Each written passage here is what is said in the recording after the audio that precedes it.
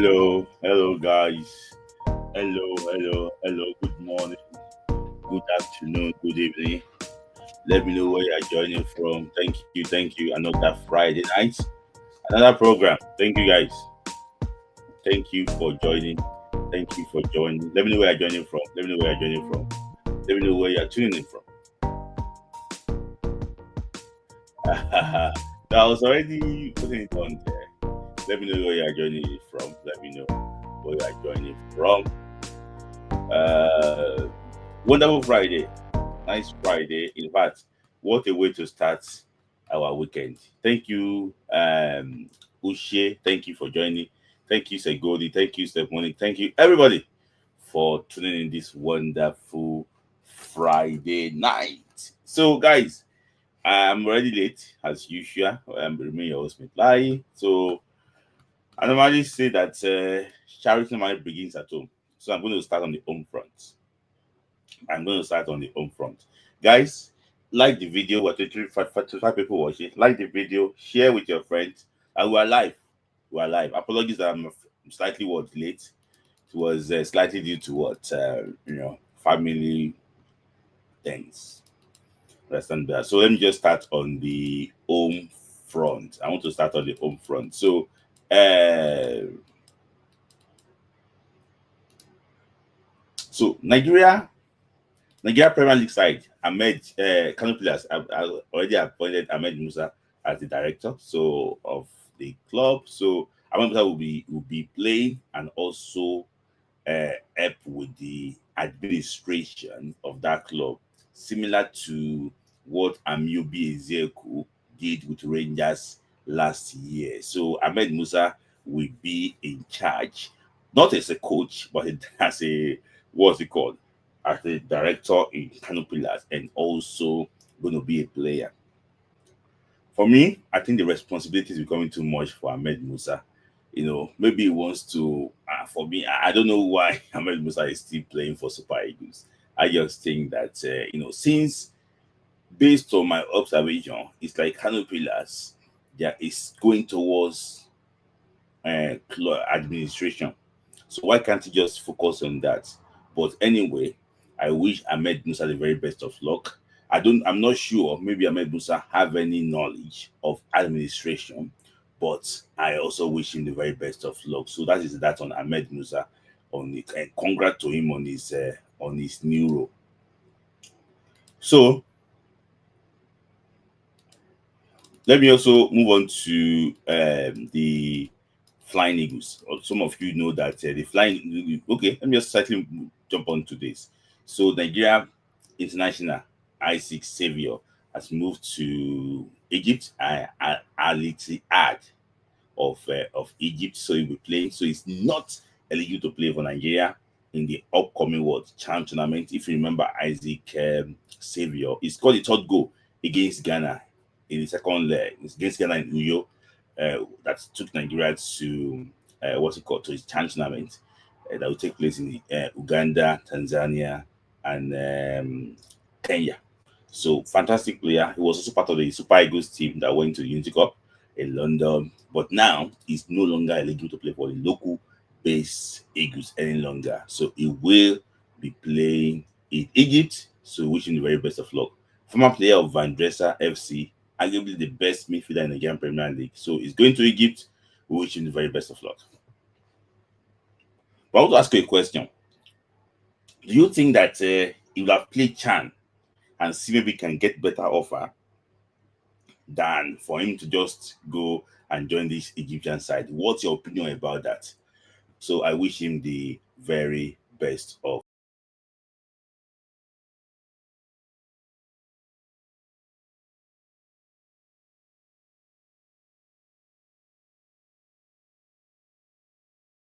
So I wish him the very best of luck.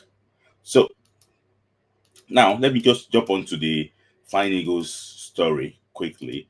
If you don't know, Nigeria is currently playing in the Wafu Zombie tournament, under 20 tournament taking place in Ghana, in Pram Pram, Accra, Ghana. And Nigeria are through to the semi-finals of the CAF of the Wafu B Championship. Nigeria will play against the junior menace of the Niger Republic, on Sunday in the first semi-final, and Ghana will take on the junior elephants of the Black Satellites of Ghana. We take on the junior elephants of Ivory Coast. This is second semi-final. So, yeah, Nigeria. You can see the picture on the screen there. Nigeria played against Niger Republic, and Ghana will play against the Ivory Coast. All the games actually were taking place in Pram Pram, Accra, Ghana. So I wish them the very best of luck. Nigeria won the last under 20 championship in was in Togo, yeah. So the job we're looking forward to actually want to defend our title, next week. So I wish the team the very best of luck. So that is that. So you can tune on if you are not been watching the team. You can go to Max TV Ghana on YouTube. They stream the game, the game live there. So in case you have not been watching, you can actually check it out there. So let me move on to a little bit of transfer news because Falcons will dominate what we are discussing today. So I just want to talk about different stories there. I'll now move on to Falcons. So, a lot of you are talking about Victor Osimhen, but as at first time, it's like the deal is almost done between Galatasaray and what's it called and Napoli. So I think both parties are actually happy with it. I think they are putting like finishing touches to the deal, and they're crossing the T's and dotting the I's, on that on the deal. And I think that it will be official very soon. But there have been a lot of complications on this deal, lingering for so many weeks. But I'm happy that they are trying to get the deal now over the line. So I wish Victor Osimhen too best of luck. But part of the problem the Napoli had with Galatasaray is that they should not sell Victor Osimhen to Syria side in the next 2 years or so before 2027, and also too they also want to have 20% sell-on clause on Victor Osimhen, which I think is probably what unfair on the player. So I think what Napoli is suspecting is that there might be some Italian club trying to use Galatasaray to buy Victor Osimhen, because I'm hearing that Juventus it might be Jacob's voice and Esau's hand, in this case, because they think that maybe some Italian clubs are the one responsible, financing Galatasaray to sign Victor Osimhen so that Gala can sell it to them, because Napoli told Italian side that they will have to pay 100 million euros for Victor Osimhen. I don't think that any of those clubs are ready to part away with a player with 1 year left on his contract for 100 million euros. So, and they're thinking that okay, maybe probably Galatasaray, because they know that they don't have that big budget. They are the ones trying to sign this player for Italian side. But all the storm is nearly over now. I just think that he's going to sign very soon. It's talking about late entrant, talking about like PSG made a late inquiry about Victor Osimhen, but I think that the deal with Galatasaray is almost done. So for Victor, he's a very strong man, strong character. I wish him the very best of luck and not successful stint in the Turkish Super Liga. Maybe for 3 months or 4 months, we never know. But I know that that is not the final destination for Victor Osimhen. Another saga will come and that Victor Osimhen might probably even leave in January, as soon as possible. But Victor Osimhen just need to get out of Napoli. I wish Victor, I'm very, very fan of Victor. I wish him the very best of luck in his new adventure. So talking about Syria again, Nigeria youngster Ebenezer Akinsanmiro, as at press time today, they said the deal with Italian Syria side Pisa is almost done. So he's joining Pisa on loan in the Italian Syria. That's an upgrade. He's going to get a chance now to play for a Syria club. At least he's going to be closely monitored by Inter Milan because he's going to be playing for a Syria side. So for me, people think that it's not a progression. I think it's a progression. I think that for him to have the chance to play for a Syria side Let's now see what we turn out. Let's see maybe he can actually prove himself in the Italian Serie A. He's a good player. There's nothing to doubt about that. He's a player I like so much, and how I wish the player he can succeed. If he can get his ass together, if there is age on his side, I think the boy will thrive. The boy is the future of our midfield. That this guy is very good midfielder, very intelligent player. I like him so much. I hope that things will work out for him. When he moves to Pisa finally, I think it's almost done. So, but when it becomes official, we're gonna actually also tell you about it. Ebenezer Akinsanmiro, my main man, I wish him the very best of luck. So, and there is another player that this evening, Inter director Antonio confirmed that Ademola Lookman is their main target this summer. And they have already tabled about 40 million euros offer to Atlanta. Ademola Lookman will have 1 year left on his contract, and by January, Lookman will be able to talk to any interested parties. So I think that this is a time that Atlanta can cash out on Lookman. Atlanta wanted 50 million euros, but for a player that is only 1 year left on his contract, I think if they take 40 million for Lookman, it's not bad. But people have been complaining that, oh, how will they be paying 40 million for an African footballer of the year? I don't think we should think it that way. If Lookman is having like 3 or 4 years left, 3 years on his contract, you can say, 40 million is too small. But Lookman is having only 1 year left. About in the next like 4 or 5 months now, Lookman can agree pre-contract with different club sides. So it becomes very tricky. So that's why they have to do what they want to do and sell it. So he wants the move. He already agreed personal terms with the move. I think he's going to be earning about 6 million euros per salary, which is lower than what Victor Osimhen is earning. So, and he's ready for the big challenge. He said no to all Saudi Arabia adventure. They came with big salary, but he said no to Saudi Arabia's team. So, Atletico Madrid too are also interested in him. So, Atlanta prefer to sell him to Atletico Madrid, but Lookman prefer to join Inter Milan. And I understand Lookman because Lookman knows the league very well. Lookman knows the league very well. He has been playing in the league for how many years now? So I think the move to Inter Milan makes sense. So if the move to Inter Milan materialize, that means that Lookman will join the likes of Taribo West that played for Inter Milan before, the likes of Victor Moses that played for Inter Milan before, the likes of Kanu Wako that once played for Inter Milan before, the likes of who else again played for Inter Milan? The likes of Joel Obi, Obioran Wako, Obina and Sofo. These are players, Nigerian players that actually that played for Inter Milan before. So Inter Milan is a big club side.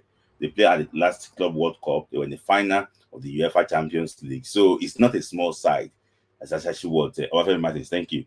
That is actually what is joining. So I wish him the very best of luck. Starman, I hope he can actually get the move over the line and also perform well. News say that he's injured, but that injury does not mean that he's not going to Inter Milan, But people are thinking that, maybe probably he's trying to force the move. I don't think he's trying to force the move. I think he's ready to move. That's the reason why he's communicating. So Lookman Adebobo, I wish him the very best of luck in his new adventure. So talking about, before I just move on quickly, I forgot about this. Beyond Limit FC, BLFC of Ikeneremo, they have qualified for this year's final of Gotia Cup. So they qualified. They won the semi-final game against Dream FC. Is it Dream FC of Ghana by 4-2? So they will be playing in this year's Gotia Cup final. So I also wish Beyond Limit team that are based in Kenya, good talented players. I wish them the very best of luck. I hope that they can go and defend the trophy. Last year, it was Sporting Lagos that won that trophy. I hope that Beyond Limit can go and defend the trophy and take it back home. Good players, young players. So let me just talk about. I want to talk about my players that you should watch out for this season. So not this. Okay, watch out for them this season. So this player is called Ebenezer. Is called Emmanuel Fernandez. He signed from Petersburg. Guys, just note that name. He got a move from Petersburg to Glasgow Rangers. A very very good player, a ball playing central defender. It's very hard tackles. He score from set pieces. A very good player to that matter. So guys, watch out for him. His name is Emmanuel Fernandez. So when you see Emmanuel Fernandez on the list of Rangers, don't think he's from Spain. Don't think he's from what's it called? He's from Brazil or Portugal. He's from Nigeria, and he's our own. Very good player. You need to watch him play. It reminds me of Is it Pacho of PSG? He's so good. He's so he's this guy. This boy is very good. This boy is very good. This boy is very good. Who can I compare him to? I think it's just Pacha boy of PSG. They are so similar in the way they play. The way this boy is going, they will be playing against Panathinaikos next Tuesday. In the UEFA Champions League qualifiers. Guys, watch out for him. They will play in that Champions League. Watch out for him. Very very good player. I wish him the best of luck in his new adventure. He signed for Rangers. I hope that that move can show what materialize. He can settle down early and then become a starter in that team. Very good player. I went when he got that move, I went to scout him slightly. I went to get some of his full games and watch him play. Come on, he's a very, very good player. He's a very, very good player. He's just 22, 23 years of age. He's going to complement Kevin Bassey years to come if he can fulfill his potential. So another player that I want to talk about basically is Obatin Nusa Obatin of or what's it called of SS Napoli. He was on loan to Bari, last year from Napoli in Serie B. He did so well when he was playing in Serie B, and now uh, Antonio Conte are calling back to Napoli. He wants to actually what? Look at him. He's a central defender. He can play as a left side central defender. He can also play as a left back. He's from the where I don't need to tell you where he's from in Nigeria. He did so well in Serie B last year, so they want to see exactly what he can do. So Napoli thinks that okay, let's see what he can do. If they are going to loan him, it's not going to be to Serie B again. It's going to be to Serie A, so that I can monitor him what closely. That's the next. He's just 20 years of age, 21, 20 years of age. So very very good player. So second player to watch out for this window. Nusa Obatin and actually Emmanuel Fernandez. Both of them. That Nusa sounds Nigerian, but Emmanuel Fernandez does not sound Nigerian. So just watch out for them. Watch out for them. And yeah, it's from the same time. Okay, and Henry. Okay, so yeah, watch out for this player. Very good player. Very very good player. So watch out for him. So that is that on Nigeria transfer news. So to the main discussion today is a yes, he wants to play for Nigeria. So to the main discussion today, let me just after so that I can bring people on quickly to say their opinion about the game. So Nigeria played against Zambia about a few hours ago. And Nigeria won that game by 5 goals to nothing. For me, I think the scoreline looked flattening somehow, but I think it was just a job well done by the girls, and I was really actually what impressed with what really happened. I was on social media yesterday, and I have one Zambian friend. He told me that Zambia would beat Nigeria 5-0. It was the opposite. I was looking for that chat. I had to like post it to me. Oh, Zambia will win by 5 goals to nil. I was like 5 goals to nothing, but they are actually what on that receiving end instead. So yes, so they are going home now. They are going home. So I'm going to go to like some breakdown. So this is how the coach started, and Chamaka Ndozie actually what in goal, Osina Chowale alongside Ashley Plunter with Oluwatosin Dimeyi and Michel Dozier, backline, the midfield, midfield, Alimatu Wande, Ajibade Rashidat, and Jennifer Ichejin, while up front, Chinwendu Ihezuo, Ijamilusi, Folashade, Aloze, Michelle, they were actually what they played up front. Sorry, not Ijamilusi, and then what's it called? Esther Koronko, sorry, I beg your pardon. So that was actually how the whole thing decided again. But let me just talk about a few things I observed. So when they dropped this lineup, some Nigerian Twitter warriors went on Twitter and say, this coach will fail. The coach did not start Deborah Abiodun. Why will he play this game without Deborah Abiodun? This coach will fail. It's just like that's what they're talking about. Local coach. So that was actually what they were saying. But I think he got it spot on. And I will tell you why I think he got it spot on. And when I think that Nora up to, the Zambian coach was very poor today. So, and before I even go to the details too, some of our friends here told me, but you said the coach is not good. The coach is not good. See, I work with data. And I will tell you here that I will not use this one game to judge maybe the coach have improved. Let the coach face Africa in semifinals or Senegal. We will talk about it more. This is just one game. I can tell you that Nora up to was horrible. And I will explain to you why I think Nora up to was horrible in that game. It was horrible. And I will explain to you in more details now. So sorry, before I go to that game, I didn't talk about Chan. Sorry, I didn't talk about the Chan tournament. So let me just quickly mention the Chan tournament quickly. Sorry, apologies for that. I'm going to go to the Super Falcons very soon. Just give me like a minute talk about the Chan tournament. So the Chan tournament, the guys are preparing currently in Kenya under the watchful eyes of what's it called? My man, Eric Shell. So, and this is latest now. So that 27 players trained this evening. Newly invited players, Akoni Kudus, Jabbar Malik, and Alex Oyewo.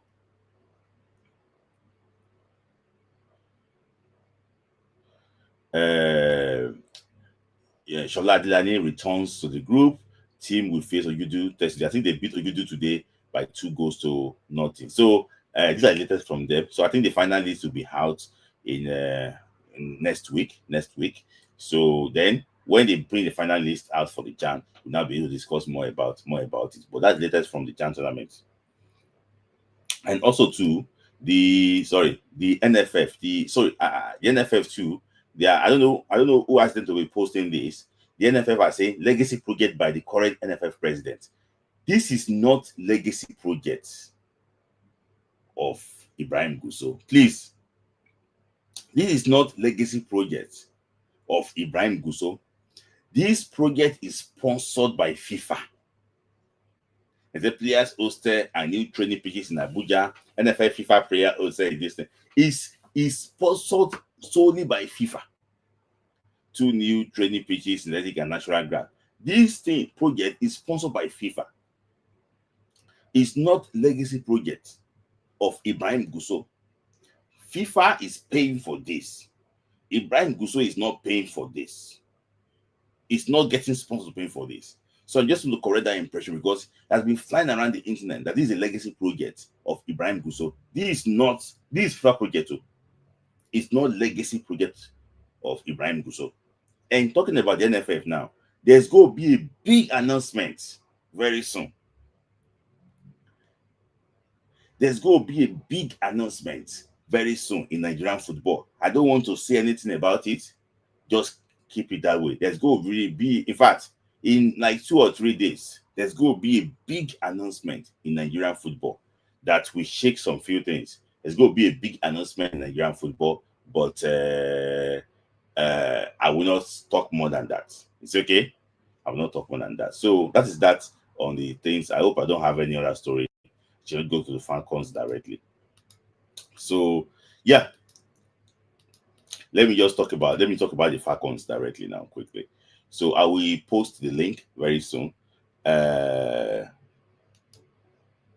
So when the Zambian coach sets a team up, on paper it was 3-1-4-2 on paper. 3 defenders, there's one center midfielder, 4 like attacking midfielder, and 2. And that is the reason why I think that he failed. So one, this was just the free kick that they gave to them, but they turned it back and gave to Nigeria. And you can see clearly that it was a very poor marking by the Zambians. You know, you can see that the girl I circled there, she was actually marking 3 Nigerian players. So the Nigerian player went on her blind side, confused her. Osinachi Ohale came through the middle and she scored. So this goal, after 1 second minute, really unsettled Zambia. So it changed their game plan. Let me just move on to the second slide. So, okay, before I move to the second slide, let me take my first shot. So, Smith, why does the Falcons don't have training kits? What Guso is doing? They said that the training kit is actually what in the Moroccan had issues with Morocco immigration or so. So, but I just think that they are trying to sort it, but it's a big embarrassment that they couldn't get that thing sorted up till now. It's a national issue. It's a national embarrassment. It's the issue with what? With Morocco immigration. That's what they said. So, guys, you can send the super chat by clicking on the dollar sign, like the video, click on the dollar sign, send super chat. If you want to support us, this dollar sign there, we will actually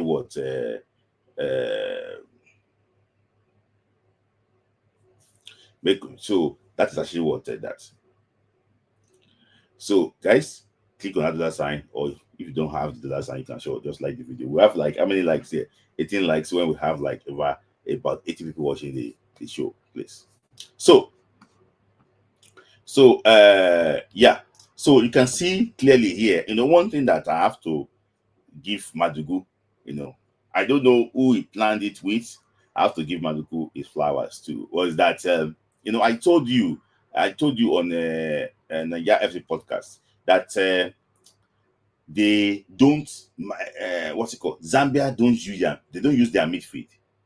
When they have the ball, they try and lump the ball. Let me just give you an example of what is trying to happen here. I think Coach Osimhen went for man marking. He went for man marking because the picture here shows that except the player on the ball, the Nigerian player went on marked everybody. You can see all our midfielders marked them out, and there was no gap. There was a big gap between the midfield and and the strike force. So Ashley Plunter was there, and Animato Anide first to the ball to win it early. So one thing is this: Zambia are not really good on the ball. So when you press them so highly like this, they make mistake. And kudos to Osimhen, it did that. You can see that Okoronkwo, it was on the last line. It was marking the last defender. So there was nothing that this girl in blue could do than to lump the ball. So, and we're comfortable with that. Osinachi Ohale and Dimeyi will win the ball. And actually, they will win the ball. So that was what Zambia did throughout. So up to did not change it. They were trying to lobby. So pass, we have already marked their players out. Kudos to Osimhen for that. Look at this marking too. You can see this one too. The one I circled here, those red one I circled there, under man marking, you can see this Shifunaya, Banda, and Kutinagi. They were being marked by Ashipanta marked Shifunaya, Banda was marked by Tosin Dimeyi, and Kutinagi was marked by what? By Michel Lozier. After man marking them, we now have what? One spare player. That is the good thing about it. So in case Banda beats Dimeyi, in case Kutinagi beats Alozie, they see one extra defender. That's what? Osinachi Ohale. That was the story of the game. So there is a player, I said it before when I was with IoT on the IoT Nigeria podcast, so that they can use Christy Ushebe to mark Banda so that mark her first so that others can recover if she is going to beat Christy. But this one too, the defenders were marking her, and there's still one spare defender there. So I like that. The blue, we can see, we mark them closely. There's nothing they could do here than to lob the ball. So, and Osinachi Ohale is there. Can you see the guy in black is Osinachi Ohale. She's there as a free player. Can you see she's there as a free player? So these are things that the coach did well, because the team is built around two players, Rachel Kotinaji and Babandra. So, in my own opinion, I just think that they are not really like a footballing team. In my own opinion, they don't have any other player that can actually can do better than the ones that you mentioned. So, let me just move on. So, another thing was this: when they cleared the ball, Ashley and Michelle, they are always actually there in that midfield to stop anything. So, this one we don't say the story. You can see this one. This was Tosin Dimei with Barabranda. That was Tosin Dimei with Barabranda. You can see Ashley is waiting behind Tosin in case Badra beats her. So that was the story of the day. So Osinachi Ohale is not even in this picture. Osinachi Ohale is even further back, waiting for, like, okay, if there's any loose thing there, she's going to be the one to clear it up. But, that was the story of the whole thing. So they knew that the plan is to get Bandra on the ball. And when we starved them of that ball, Ajibade took control of the game in the midfield. She did the play of the game in the midfield, driving runs and everything. And you can see clearly that we were trying to penetrate them. But I can tell you that, in fact, the defense of Zambia is horrible. They didn't do well. So look at Zambia defending crosses. Look at Zambia defending crosses. Look at Zambia defending crosses. No, that's why I said that Nora Optu did not arrange this team well. You play 5 because you played 3-1-4-2. So it got to situations that the wing backs, they drop down to help the defenders. You can see clearly here. This is defending in the quarterfinal of the WAFCON. You can see the Zambians were like, we're not nothing. What are they doing here? What are they doing here? Look at the two blue there, to do Nigerian players. What are the Zambians doing there? Look at that black space I discussed about in my last show. That this is the position that Ashley Plunter likes to attack. If there's any drop ball there, Ashley will blast it. I hope that Felix Agu and Bruno Yemechi can also learn from this. Nobody is attacking this space in Super Eagles. Nobody. So look at defending from Zambia. That's why I say that this is criminal. Like this defending is criminal, honestly. So and Nigeria scored from that, but it was horrible. So they kept on doing this same thing over and over. So there's one thing that I observed from the Zambians is that because they beat Nigeria in the last AFCON, they went to the Olympic Games, beating Morocco. They won their first win at the World Cup last summer. So they think that they are the same like Nigeria. I think they are not the same like Nigeria. Nigeria is actually way ahead of them in every situation. So that was defending. So look at another pressing I see here. So another thing is that where the goalkeeper got the ball, they try and launch counter attack there. But what I like about Ashley is that in fact, Ashley is so good. Ashley, as in, I know that Ajibade won the man of the match, but Ashley Plunter, oh my God. She's like a coach now on the pitch. She can sense the danger. She can mark, she can do everything. So you can see clearly here now, the goalkeeper threw the ball to that Zambian player. Ashley was there quickly. Some of the danger straight away because he knew that she wanted to lob the ball to Badabanda. And before you know it, She stopped it. So very caution performance. See, I can see that Ashley really improved this AFCON. Maybe because of her coaching experience now, she understands this game better. She understands the game better now. In fact, than even the World Cup. For me, I think she's having the tournament of her life now, if I'm not mistaken. Guys, what's your opinion about that? For me, Ashley has been the best Super Falcons player, in this year's WAFCON. Guys, do super chats. So let me just have water quickly.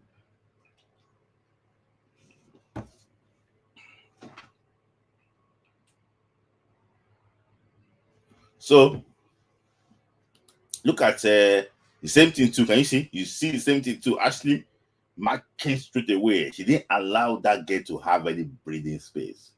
Ashley marking out straight away. She didn't allow that girl to have any breathing space. So you can see this was second goal. Can you see? Second goal, so bad. Defending.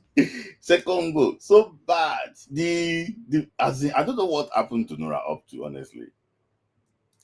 I don't know what happened to Nora up to, honestly.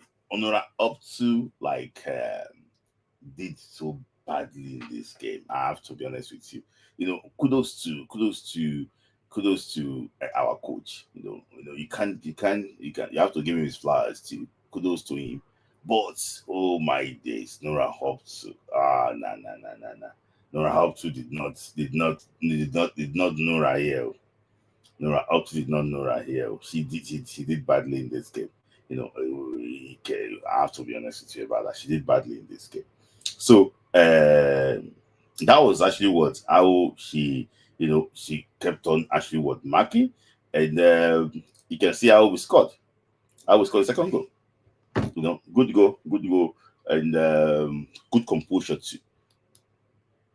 So this was the third goal. The third goal was another thing. You can see the what's it called? You can see the defense line again.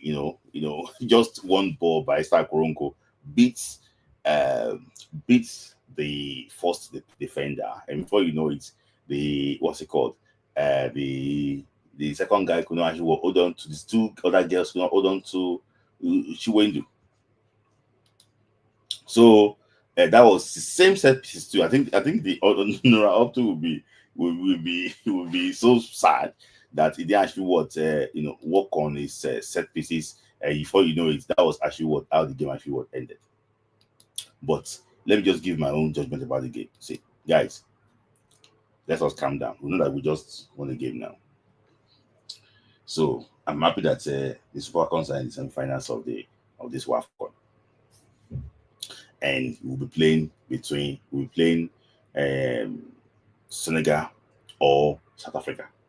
I'm also hearing that Morocco beats Mali today to qualify for the semi-finals too. See, one thing I want us to know is that throughout this game, Nora Optu did not give Justin Madugo something to think about. Throughout this game, coach did not give Austin something to think about throughout this game. And one thing I want us to know is that apart from the two players up front for Zambia, we had better players than them. The mistake they made was that they want to play us toe to toe with Nigeria. Nah, it's not possible. When you don't give respect to those that deserve respect, this is when you get punished. So you can see that's actually how you get punished. So that was the punishment they actually got from Nigeria. Who would I prefer? I prefer also face Senegal. But the way things are, it's like might probably be facing South Africa in the semi-finals. South Africa will not be having Atlanta, but they are more of a team now.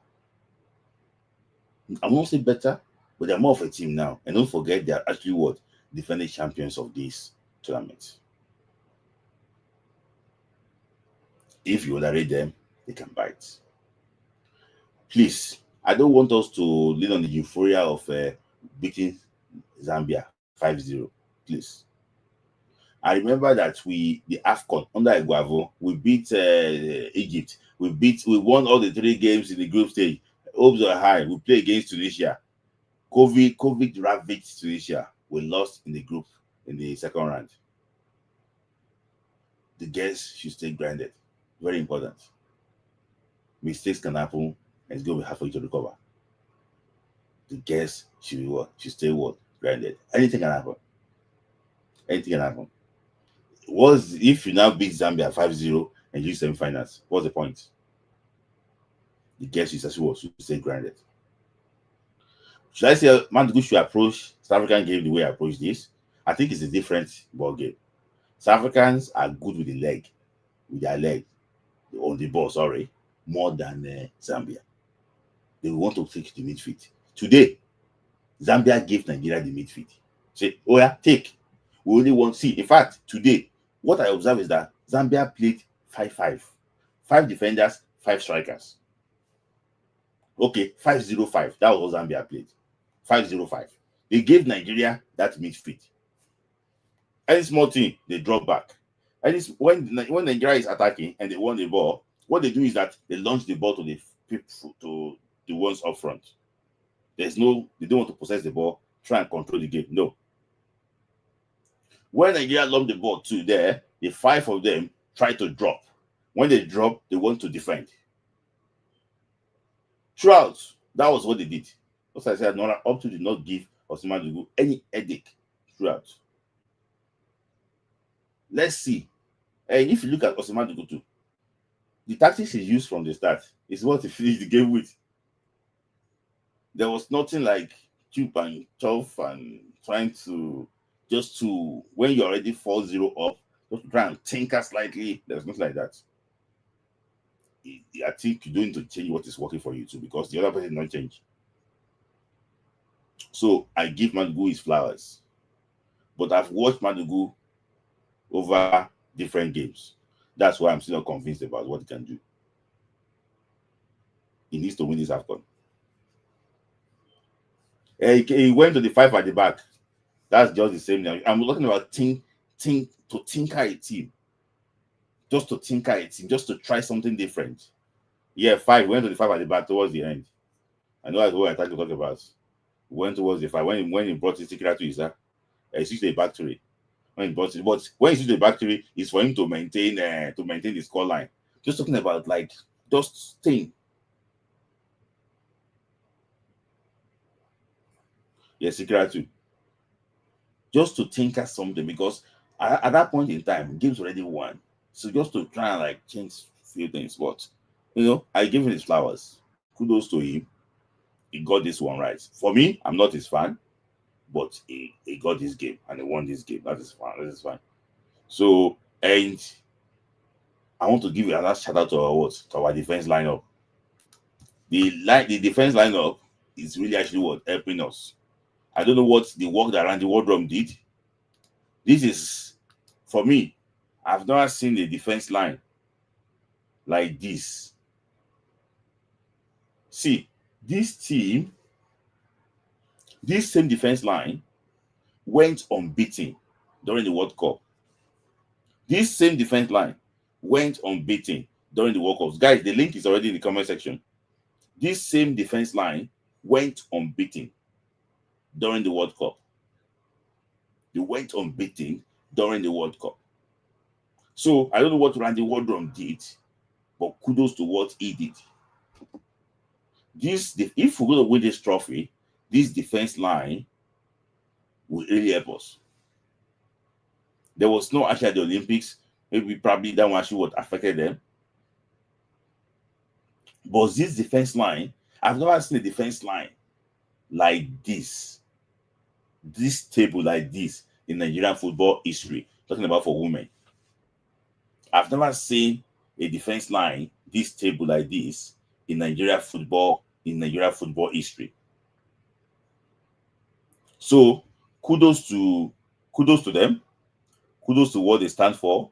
I'm actually what happy with the team, and I hope that the team will continue to what to thrive and actually what and move forward. So that is that the team, solid back line. I really actually what enjoy it. Solid back line. So I have two people actually what already waiting to join in quickly. So okay, I have another super chat, guys. I have another super chat too. Thank you, connect to God. Oh my, every all the time I get this from. Thank you, connect to God. So I have two super chat, guys. Keep super chat coming. Keep it coming. Keep it coming. So defense line is good. So we even yeah. So let me just bring four set of guests coming to join. So I have Laluko and I have Ebenezer. So guys, your thoughts? Chap chap chap chap. So, yeah, your thoughts about what we are. I think it's mainly about the Falcons. Your thoughts? Uh, yeah, I can't hear you, Lucas. Can speak louder slightly. I think his internet is. Can you hear me? We can hear you. Yeah. Yeah. Okay. Yeah, I'm always at it. Yeah. So, Koshi, how you? It's like I said it last night. I said this thing don't even need it. People thought I'm bragging. This missionary, this girl, they've known themselves for so long. The tournament is there to live. And Mm-hmm. one thing you will after the game, saw how they were celebrating actually. Mm-hmm. Actually was just like the commander is going forward, staying back, coordinating everything like the opponent. I can't even I don't even know if she was playing defense or playing in the midfield because she was just making everything. See, the only thing that can make us lose the tournament is one. We have the bad team. The Falcons, the ladies who come to the party, or if anybody or somebody get injured or something just happens. Aside that, this tournament is happening. Even from the start. There's no team. This is the most successful team in female football. Forget, I'm not even saying in Africa now. They got 9 trophies. Nobody in the whole world got 9 of anything. We don't count the days where they never, some days they don't count some.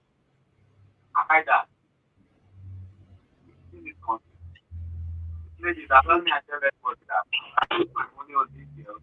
That is why they give me rest of Paris. Aside being the good team, I'm good team around the Falcons is bringing this home. Missionary. All thank you, coach. I think he's having internet issue. Yeah, I think he's having issue with internet issue. So, Lucas, thank you for your time. Thank you. I know that he's always busy at work, but thank you for finding time to join us. Thank you. Yes. So, Jensen, your thoughts? Man, it was a surprise result. Mm-hmm. For me, did I believe that the Falcons will win this game? Yes, I did. I Yeah. did mention it in the last podcast Mm-hmm. that Zambian defense is definition of non-existent. Yeah. And I believe Zambia has the same issue with South Africa. South Africa cannot defend any set piece, Mm-hmm. and Yes. we are now looking to play South Africa. Yes. Okay.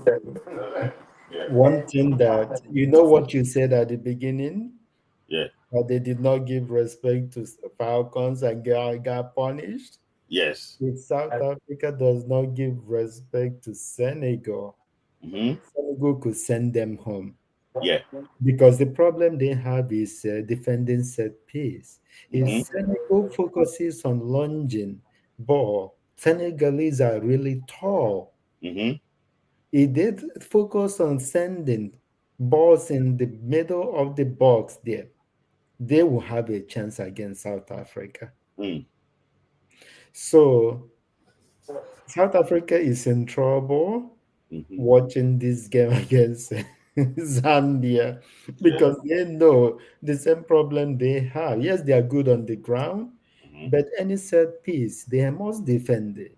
Yeah. And they're not good at defending set piece. You know, Yeah. there's been retirements in their central defense. Friends. Yeah. The current players are not as good as the previous Previous one. that Yeah. was playing center back.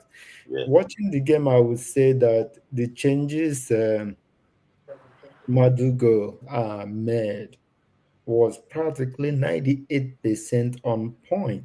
Yeah. It was 98% on point. Yeah. Ajibade played his natural position. Mm-hmm. He was very much in attack mode, in a defensive midfield mode. He Mm-hmm. was free to move. Mm-hmm. The only change I would make in that lineup is to have Ihezuo playing from the point. Mm-hmm.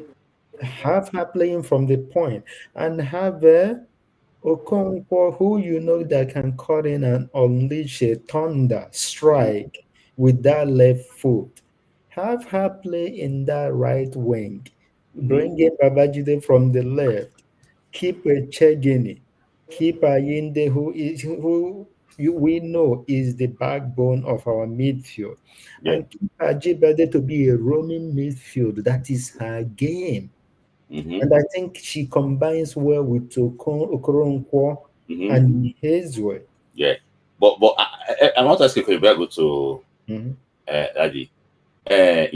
Coach Nora up to. See, no matter how you want to say it, she's not experienced. The coach. She's She not got experienced, but you counted Kundunanji and yes. uh, Barbara Banda. Yeah. Yeah. Aside from those Yeah. two players, do they have the talent pool to match No. Falcons? No, I don't. I don't. That is what So, shows up. do you? Okay, let me just ask you a question before I go to that. Do you expect something different if you play South Africa from Coach Ellis? No, Ellis is very experienced. This is with 20 years. She's been coaching Mhm. the South African national team, so she's like monitored like different generations of South African team.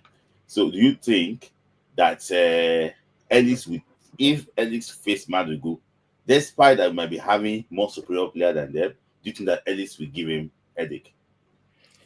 Come game against South Africa. Yeah. Ellis will plan for Nigeria. That's understandable. Yeah. But the key advantage that this team has now is that they know their starting 11. And not only that they know their starting 11, they know the substitutes to bring in and change the game. Mhm.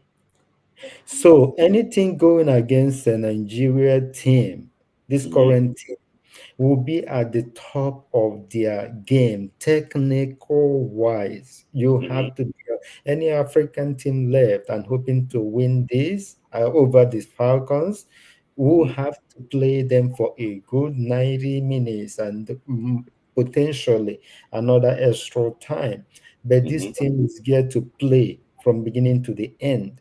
And Mhm. the advantage of bringing in a building and the Ushibi, it's more like going from almost, you're in a frying pan. And Mhm. they take those out. They bring in those two. When you're already tired, Mhm. they will have a free liberty to open up your Okay. defense because Eh, you they. know, you know. So I have to say this thing. When Nigeria have been going to tournaments, we Mhm. normally have first 11. Yeah. Then we don't have substitutes. I remember several times. I remember France '98, Yes. 2004, 2014 World Cup when we Yes. have the O'Shea ball. They are the ones on the bench. Yeah. O'Shea and Warford. They are the ones For on the yeah. bench. And even Super Eagles will be bringing Shea of the line, Ahmed Musa, as a substitute in a very crucial game. We don't normally have bench, but this team, seems that anybody on the bench can even start. Yes, this team has an identity, and as much as they have an identity, I Yeah. don't. As much as Madugo is the current coach, Mm-hmm. everything that is happening with this team we're looking at is what Wardrum Yeah. built. Yeah. This Yeah. is Wardrum's team. Yeah. This World Drum team. So I think that the depth is helping the team. Let me just go to Daddy. Daddy, your thoughts. Yeah, quick one. Yeah. Good Or evening, anything everyone. I'm discussing, we don't talk about Osimhen, we talk about Lookman, we talk about everything. So anywhere you want to pick out from, not only Well, Yes, fact. Yeah. yes. Good evening, everybody. So first Mm. off, I didn't see the match live because I struggled with link to watch the match, which is Was on sad. YouTube now. Oh, really? Mm. Wow. Okay, I didn't know. So, um, I saw the highlights, and Mm-hmm. these girls they are doing wonderfully well. And I think individual brilliance is what is helping them. I don't see that coach like is because I saw this pre-match conference yesterday. They were saying, by God's grace, you just God, no team wins by God's grace. You have to play yourself to win. So I don't believe in the coach anyway, but like I said, those girls, any team that is going to beat those girls, even in Africa or world, they have to be good up front because our defense line is too strong. It's too That strong. girl actually, if it's possible, I would say Chelsea should invite her because she's very solid, He's and she's if it's not even showing she's playing in Saudi uh he's compared not to these showing at other all. ones playing in proper league. mm-hmm. So she's trying. Kudos to her. And I wouldn't mind if she's contesting, if she's been nominated for African Best and all that. To be honest. To be honest with you, well, but just hold on. I want to bring him double quickly because guys, know 30 Okay, seconds is okay, okay, oh, okay, just hold okay. on there. Let me just bring him. The double, Good you can evening. hear. Yes, Good we can evening. hear Can you. you hear me? Can you Yes, hear me? yes. Good evening, guys. How are you doing today, We Yeah, are everybody? yeah, fine. yeah. Good. How are First you? of all, the manager lineup was okay. Played to number 10. Checking on Ajiba number 2, number 10 in that midfield. That time was very poor. But for me, time I know it. They don't have a coach and they don't defend at all. They don't know we are lucky against them. Let's see what happens against a better side in South Africa. What will happen? Secondly, Osimhen should leave for Atalanta for Atalanta. I'll be happy to try to play ball. And I want to see what will happen between Inter Milan and Atalanta for Ademola Lookman. Good night. Thank you very much. All right, thank you, thank you. Told you fast. Doctor, doctor, very fast. Not this thing. So, I have you here, Ushio, but let me just ask this question. See, me, people have been DMing me that ask me that anti Madugu, anti this thing. One of my, see, I was like, it's not. See, I've removed emotion from watching football. I've removed it. If they beat Nigeria, the only team that normally shakes me slightly, we cannot lie to you, is Super Eagles. I normally rewatch Super Eagles game to be able to analyze it. But at the moment, for Super Eagles game, I will see it because most likely we might win. So the tension is already there slightly. So if we no win, it go be somehow. See, this thing we should not go and rest though. We should not go and rest though. That's 1 minute go. Change so many things. Demoralize them. That 1 minute goal changed so many things. But I have to give him his flowers too. Because for him to think that, okay, guys, these guys are not good with set pieces. Let's exploit it. Mm-hmm. Yes. Yeah? Because they were doing the same thing against Algeria. It didn't work. They were doing set pieces against Algeria. It didn't work. Because the striker of Algeria, she came in to start defending. But Badra did not defend today. If you remember, Badra and the guys up front did not defend. They were waiting for that long ball to come. They But didn't defend. So as the ball did not come, we were dictating the play. That was a tactical mistake from Nora up to. They didn't defend at all.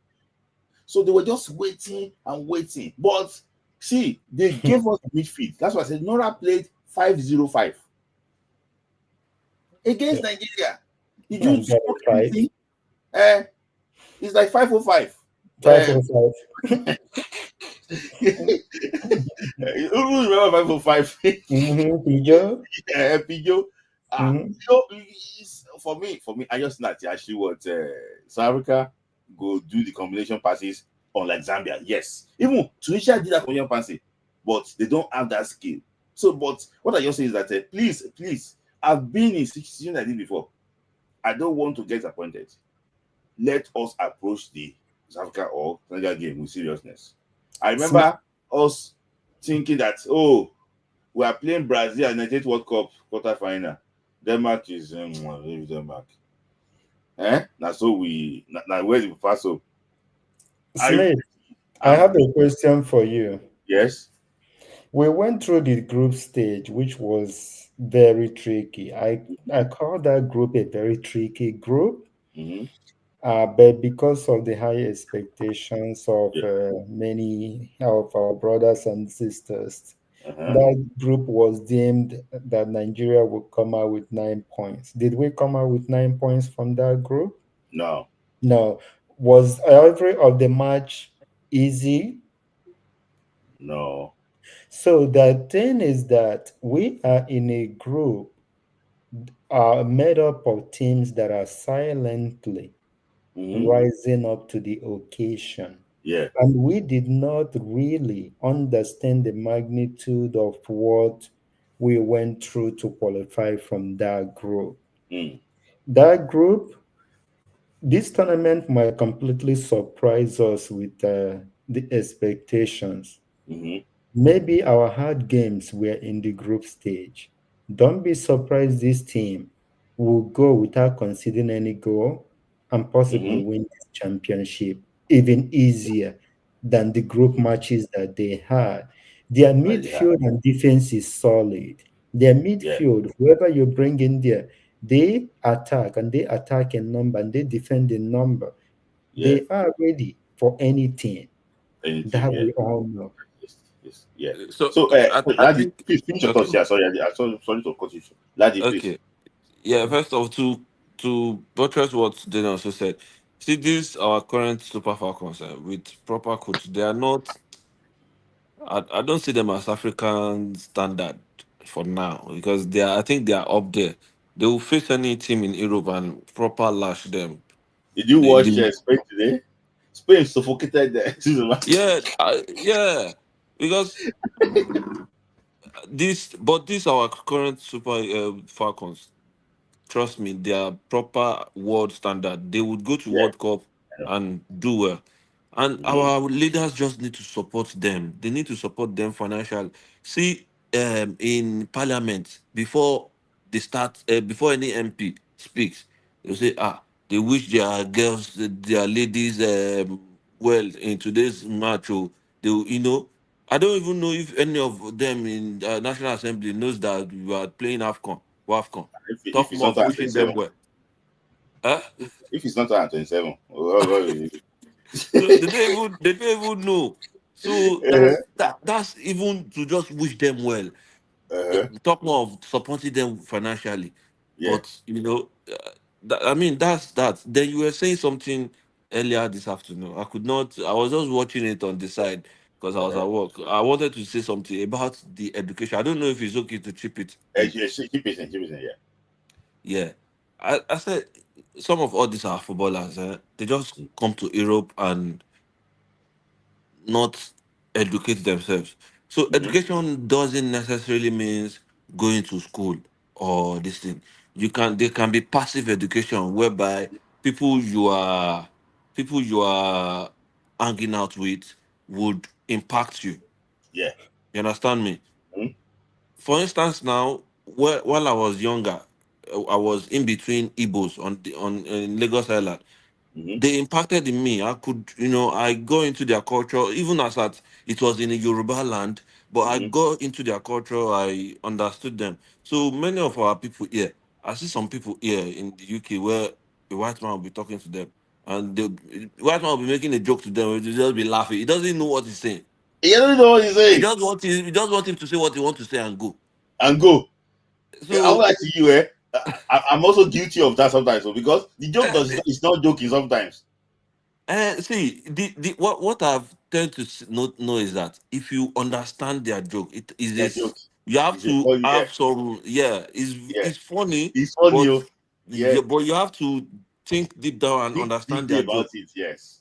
So all Yeah. these things, many of our players, if they see Mikel, now, I'm not sure Mikel attended any uni when he No, was in Chelsea, but no. he let the all these guys imbibe their spirit in him. Mm-hmm. He understood them, and now his accents will just come easily, and his way of life will just come easily with like an English proper person, and Mm-hmm. then he now looks like he's very educated. He's in Mm-hmm. dancing football. He's Mm-hmm. doing all these things. All these things are not done with magic. They are not done with I calling you Agbawu. Agbawu Mm-hmm. cannot go to Disney. You have to work hard for it. You have to be able to, be a proper man, and Mm-hmm. But it is what it is. Mm-hmm. Osimhen as I'm disappointed in the way Osimhen's career is. Mm-hmm. Hopefully, it's going to perform well in Galatasaray, and maybe first or second season it will be sold. But at the end of the day, is someone said in your comment section earlier today, is interested in all these influencers than the guys you lot doing this football thing that would push his football, that would help him, do it the way it's supposed to be. But he's rather interested in all these fake guys online that they don't under 17 level when he was there. None of them would post him. Yeah. But many of you people here that we used to talk to here would post him when he was in under 17, when he has Mm-hmm. nothing. Mm-hmm. But all these guys, they don't know all these things. We Yeah. can't say because we love him and not say the truth. Yeah. Yeah. The people around him has affected what is going through today. Mm-hmm. Mm-hmm. Yeah, I'll rest my case. Let someone Oh, else just say okay. something. Okay. All right. Thank you. Thank you. So thank you. So I think before I should what just let you go. The two of you before I go to this. I think I have two people also waiting. So I want to replace so and Yeah. that is let me start from you. Is Mission X possible? Yes, it is possible. Yes, it is possible. I don't all these this African football, we are not yet there yet. Mm-hmm. Yeah, it's Yeah. possible. It's possible. Yeah. So how will you rate the coach today out of 10? Ah, I'll give him four shot. Ah, four, 4 out of 10. Yeah, these girls will win. These girls will win. They will win this match without any coach. See, let me tell you something. Let me tell you something. Those guys that went for that came to London for Unity Cup, Hmm. wallahi tallahi, all those guys they will qualify for World Cup for Super Eagle if they call them with Chel there. Hmm. I Hmm. swear to God. You won in London? Don't call Iwobi, don't call Calvin Bassey, don't call those guys with Chel there, with right mentality, those with what I saw there. You just need to improve on little things. They will qualify us for World Cup. Hmm. Just And if you see, you make sense. So because I don't want to say much because there was something actually what happened after when he trained them and against Russia. It was now like, you know, because yes, now hmm, if you see something that is truth, that is sincere. It's not. We don't have to be biased and say this is no. We'll say it. It will be easy to say white My is white. my brother, the game against Ghana is a grudge match. The game against Jamaica, it is an opportunity to have a silverware. hmm, I wouldn't really rate any of those games as a typical kind of World Cup qualifier game. But do we have the right ingredients to execute a World Cup game from that some group of guys in that game? hmm. Yes, we do. But that same exact team, you do not want to take that exact team to South Africa. You do not. I don't. I think if you take that team to South Africa, they might not lose. Oh. They might, but you. To be frank with you, South Africa will Let's teach all each watch. They will other. win this Chan Nations Cup. Would They you will play win. Benjamin Frank, Yeah. Frederick against South Africa? When you're fighting against Africa, it's going to be tricky. Mm. So, so how will you rate the manager quickly? Before so that is thank you All for right, joining. All right. all right. I Thank you, will thank you. rate him as a 6.5. The reason he would that he lost some points Mm-hmm. from me was Fioden Okoronkwo as the point striker. Yeah, for me, I also That's a point five loss, and Fioden Ihezue His way. Yeah. on the left. That's another point five, 1 point gone. Fioden Ejamilusi mm-hmm, is a 1.5 point mm-hmm. loss. Because with what I am seeing, I will give points that he got But yeah, was Yami is scored. He scored Fioden now. Okoronkwo and Ihezue, but the positioning they were fielded Yeah, was not their preferred position. position. Uh, And I would say I will give him point for fielding at Jebade mm-hmm. in his natural area. Area. Jebade is more of a right-sided attacker So or midfield. the 6.5 out of 10. So Yes, 6.5. now is Vision X possible? Should we hold you responsible if Mission you don't X win? is very possible. Our biggest obstacle is the refereeing of the tournament because if you're playing Morocco, Yeah, I know. that's the I biggest made mention of challenge. that on one live video. If you, I don't know if who watched that video when I saw Morocco against Senegal. I saw that game. I said this is unfair. It's really unfair that we should call it out. The I saw it. penalty, That penalty is unfair, yes, and that penalty that against that was no penalty. so I say That it's was unfair. no penalty. So thank you for your time. So I just want to like bring things. Okay, thank you. That's also as usual, very brilliant, intelligent contribution. So, so I think Usha has been waiting for so long. So Ushe, Yeah. Charles, why you did Okay. that? Mhm. Right now. Sorry, let me appreciate Rebiani. Thank you for always being there for me and Ashley with IoT. So please join one day now. Let's see your face, Remiani. We really appreciate you so much, Remiani. Thank you for your love. And Okay. also, Charles too. Charles Super said that hello. This was a Guavuta. This Charles like Wala. This was a Guavuta at 21. He won all our group games and we were early aim on the Tunisian game. He messed up our record. See, the issue is this, and that's why I said that I've been here before and I know exactly how it is with Nigerian managers. See, let me tell you something. All this now, hey, Koshito, they will be doing self adulation, masturbating, making themselves happy. But when the when the thing come now, you're gonna look. But Henry to sorry, Uche to talk. Uche. Okay. In Yeah, regards to anywhere you want to take it from. okay, in regards to the Super Falcons, I didn't watch the game. But I know they didn't prepare a lot, so I don't. If they win it, to God be the glory.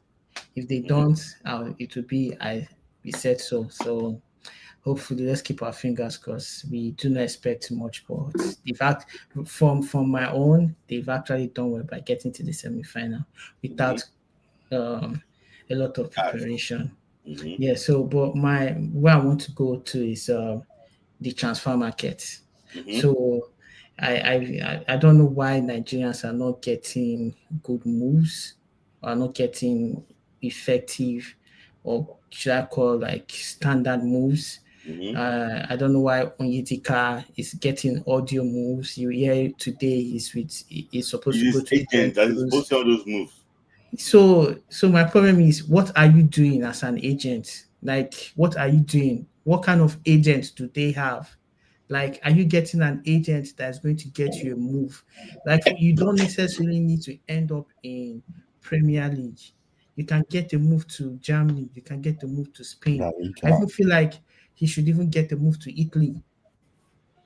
Italy, especially for midfield, like especially for midfield players, I feel like they'll be more suited to the Italian Serie A.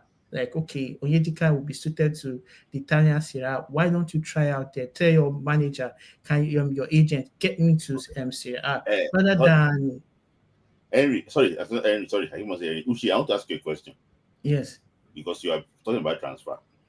Lookman will be getting 6 million, and he said it's okay with it. yes, You cannot even discuss that with Osimhen. Both of them have similar profile. mm-hmm, Both of them are African Player of the Year at one point in mm-hmm, time. mm-hmm,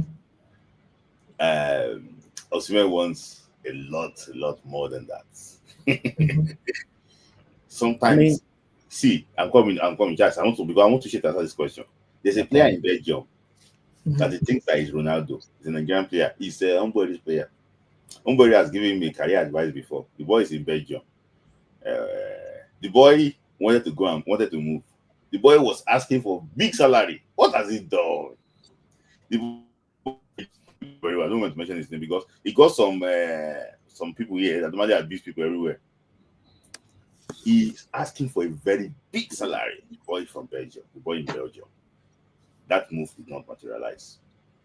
And Uche, now, before clubs make investment, they do their research very well on the particular player.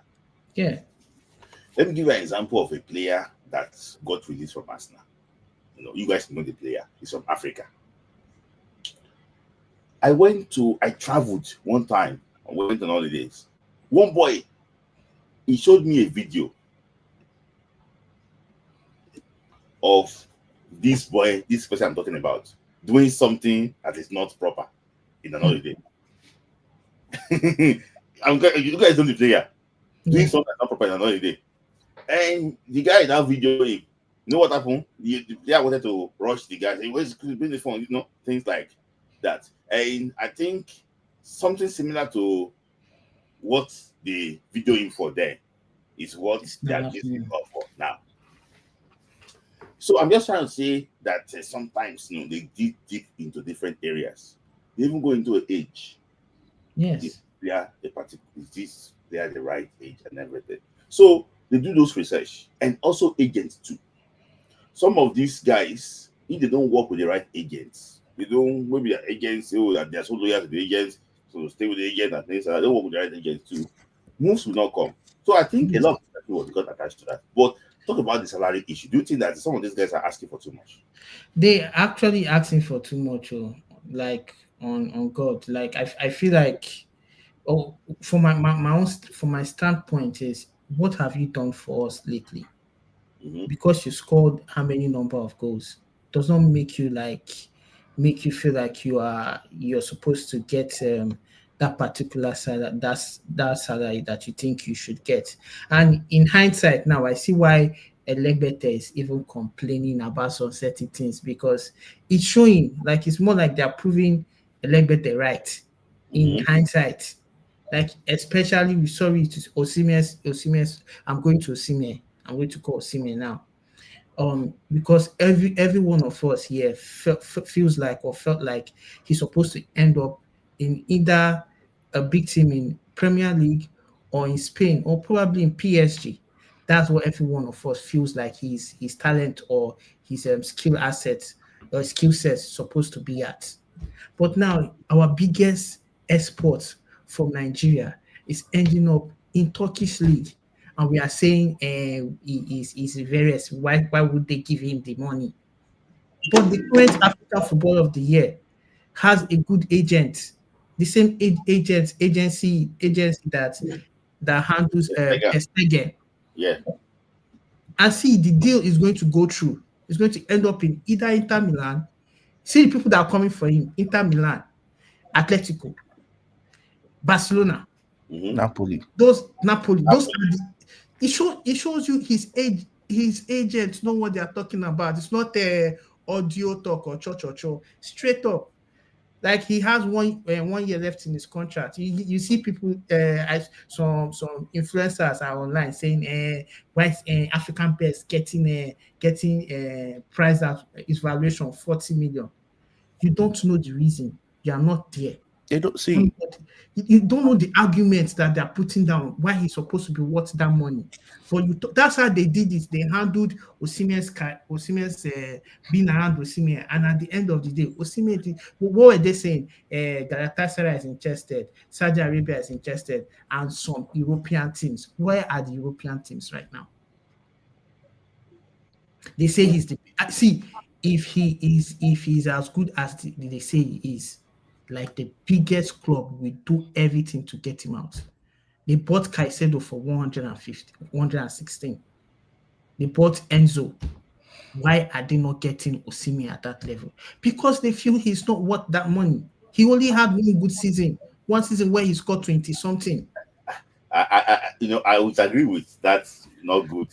I just think that we know he's good, but if you see African profile players, the biggest Salah, how much was he gotten from what's his name? Fiorentina. Was it Fiorentina? Yeah, Fiorentina. How much did they get him? The thing is, see, whenever these guys want to buy African players or South American players, they look at World Cup, they look at Copa Americas. Okay, look at Anthony. He was saying something about Anthony. 70. Anthony is from Brazil. Brazil has won five World Cup. So that will boost up their net worth. You can't compare yourself. That's why whenever we say let us build Nigerian football, this is what we mean. Everybody will benefit. Sorry, let me just add this thing. So I'm going to go to Ombuenri. I'm going to go to you, Chaso, very soon. But thank you. You just still wait because you have opened so many wounds, and Ombuenri want to address so many areas. So we should still wait. So don't go. Let me just take this super chat from Yare Imade. Say that looks like Victor is difficult to work with. See, yes, 100%. I'm coming. Let me tell you, when is it difficult to work with? Depends on how you look at it. See, the way I am now, I'm very difficult to work with if you don't understand me very well.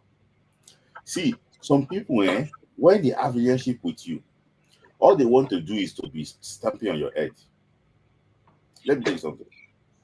I will say it here now because it's now because since celebrity is now talking now and Siasa is denying it now. I will also talk my own here. A coach, the so-called coach during AFCON, he went to meet a player that is a super good player that they should play a certain player out of the team.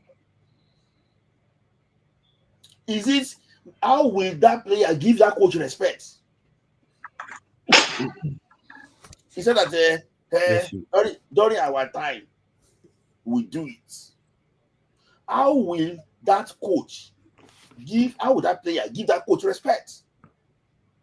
Say, they listen. See, you have different type of coaches. You have different type of players. You must know how to manage them. Yeah. You must know how to manage them. Yeah. So, in my opinion, I just think that why do you think that Gattuso did not have problem with Osimhen? Osimhen, yeah.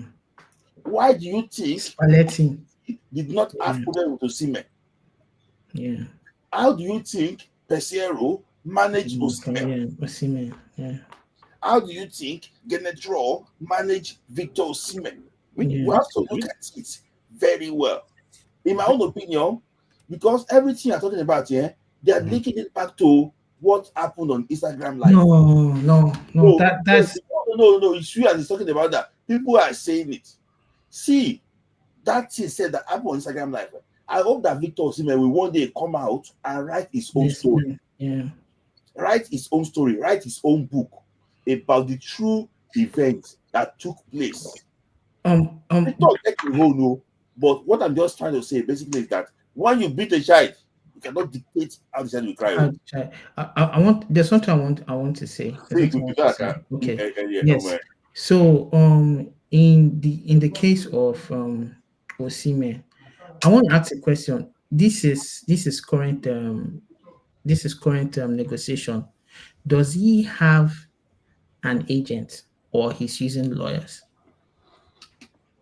Victor Osimhen does not have any agents. So that's where you, because I feel especially when you're Victor Osimhen negotiating. is the one negotiating for himself. So Oh, especially, so that's makes where the sense. problem is. So Makes sense. especially when Kevin De you're, Bruyne does not have agents now. Kevin De Bruyne is the only one that negotiating for himself. yeah, but you can't compare De De Bruyne Bruyne. to Oh no, De Osimhen Bruyne. right now. See, Eh? especially when you are dealing with, hold on, especially when you are dealing with the personality of De Laurentiis. You're not dealing with another person. You are dealing with De Laurentiis, the guy in Napoli. You have to get the best agent to deal with him. That's why he had issues with Kvaratskhelia. He had issues with Cavani. He had Oui, issues with Lavezzi. He had oui. issues with Fabian Ruiz. Mm-hmm. Koulibaly was already 30 something before he was able to leave. Mm-hmm. So you need the best agent because he's not going to see you as, oh, I'm talking to some of my peer. Yeah. He'll be Yeah. seeing like, I they pay you money. Mm-hmm. Why won't come they follow me? They talk now. Why, if you see this current situation, he's telling you cannot, because he knows he wants to come back to Italy. Like Uh-huh. you cannot come back to Italy. Yeah. 2 years, you're not going to be back. So he would have gotten an agent. An Yeah. agent would have dealt with this matter Yeah. quietly and getting the best deal. If he had an agent, I'm Yeah. telling you, he would have been in either Chelsea, Liverpool, or Uh-huh. even Real Madrid Right. or Barcelona. Okay. You know what? Chuche, thank you for your contribution. I might just put you in the waiting room and still bring you back because Ladi wanted to say some few things. And I think that he wanted to address what you actually want to address. I also have some other people too waiting for me. Okay. But let me just so I'm going to put you in the chat list. I have Kebaba here. I also have Michael. So my guy Kebaba is here. I know that he's busy. So let me just drop you here. I might still bring you back on. But I just want to. So Ombweri, the floor is yours. Let me start from Kebaba, I'm coming. the. Let me just bring in Ladi. Let me start from. Let me start from Kebaba, I'm coming. WAFCON. Please just hold on there, Kebaba and Michael. First, yes, the ladies they did well. Yeah, yes, they did well. They did well. The coach did well by recognizing the weakness of the Zambians. Mm-hmm. Yeah, yeah. For today's match, I will give him 8/10. Mm-hmm. Yes, for capitalizes on their weaknesses and making sure that the players uses their listen to his instructions, and the ladies also did well. Mm-hmm. So let us also know this: there's a difference between joyful and happiness. Mm-hmm. Yes, at this moment we are happy, Mm-hmm. but in my own way of life, I don't believe in happiness. I believe in joyful. I need something that will be giving me joy all the time. Yeah. So happiness, sometimes you might be happy, you may be sad. But Mm-hmm. when you are really joyful, it will be more deep. And I want the Super Falcons to give us that joy, not happiness. I Mm-hmm. want that joy. I need happiness. Why I don't want that happiness is now they are happy. Let them not be carried away. I want that happiness to transform into joy. Let it be consistent. Yeah. Mm-hmm. Yeah. You have work, don't worry. Yeah. I just got up this thing. Let it be Yeah. consistent and their next game. Now, Yeah. concerning about Osimhen's case, Osimhen's case is not all about getting agent. He doesn't need agent. The one that landed him into problem is the agents. Mm-hmm. Yes. Yeah, the agents are the one that landed him into trouble. He would have not signed that contract. Mm-hmm. Assuming he did not sign the contract, and look at it, we will increase your wages, sign the contract. Mm-hmm. We will help you, you will help us. There's nothing the agent will do. Now, people say big club are not coming for him. Big club are coming for him. What are the big clubs? Liverpool came to him. The clubs are not the problem. The problem is the Napoli. They are dictating what they want, not what Osimhen wants. Osimhen would have been in Liverpool. Osimhen would have been in PSG. Mm-hmm. Osimhen would have been in Man U. Mm-hmm. But you see that contract he signed is the problem. It's not the clubs. Mm-hmm. Osimhen would have been in Chelsea. Mm-hmm. So don't say big clubs are not coming for him. Big clubs are coming for him. He doesn't need agents. He has built up himself in such a way that club will come to me. In fact, agent coming is not going to do any work. Mm-hmm. What is he going to do? You are not going to come. The records are there. The resumes are there. Mm-hmm. The problem is Napoli. Mm-hmm. They want to see what three things are involved. Osimhen doesn't want to go to Saudi. They want him to go to Saudi.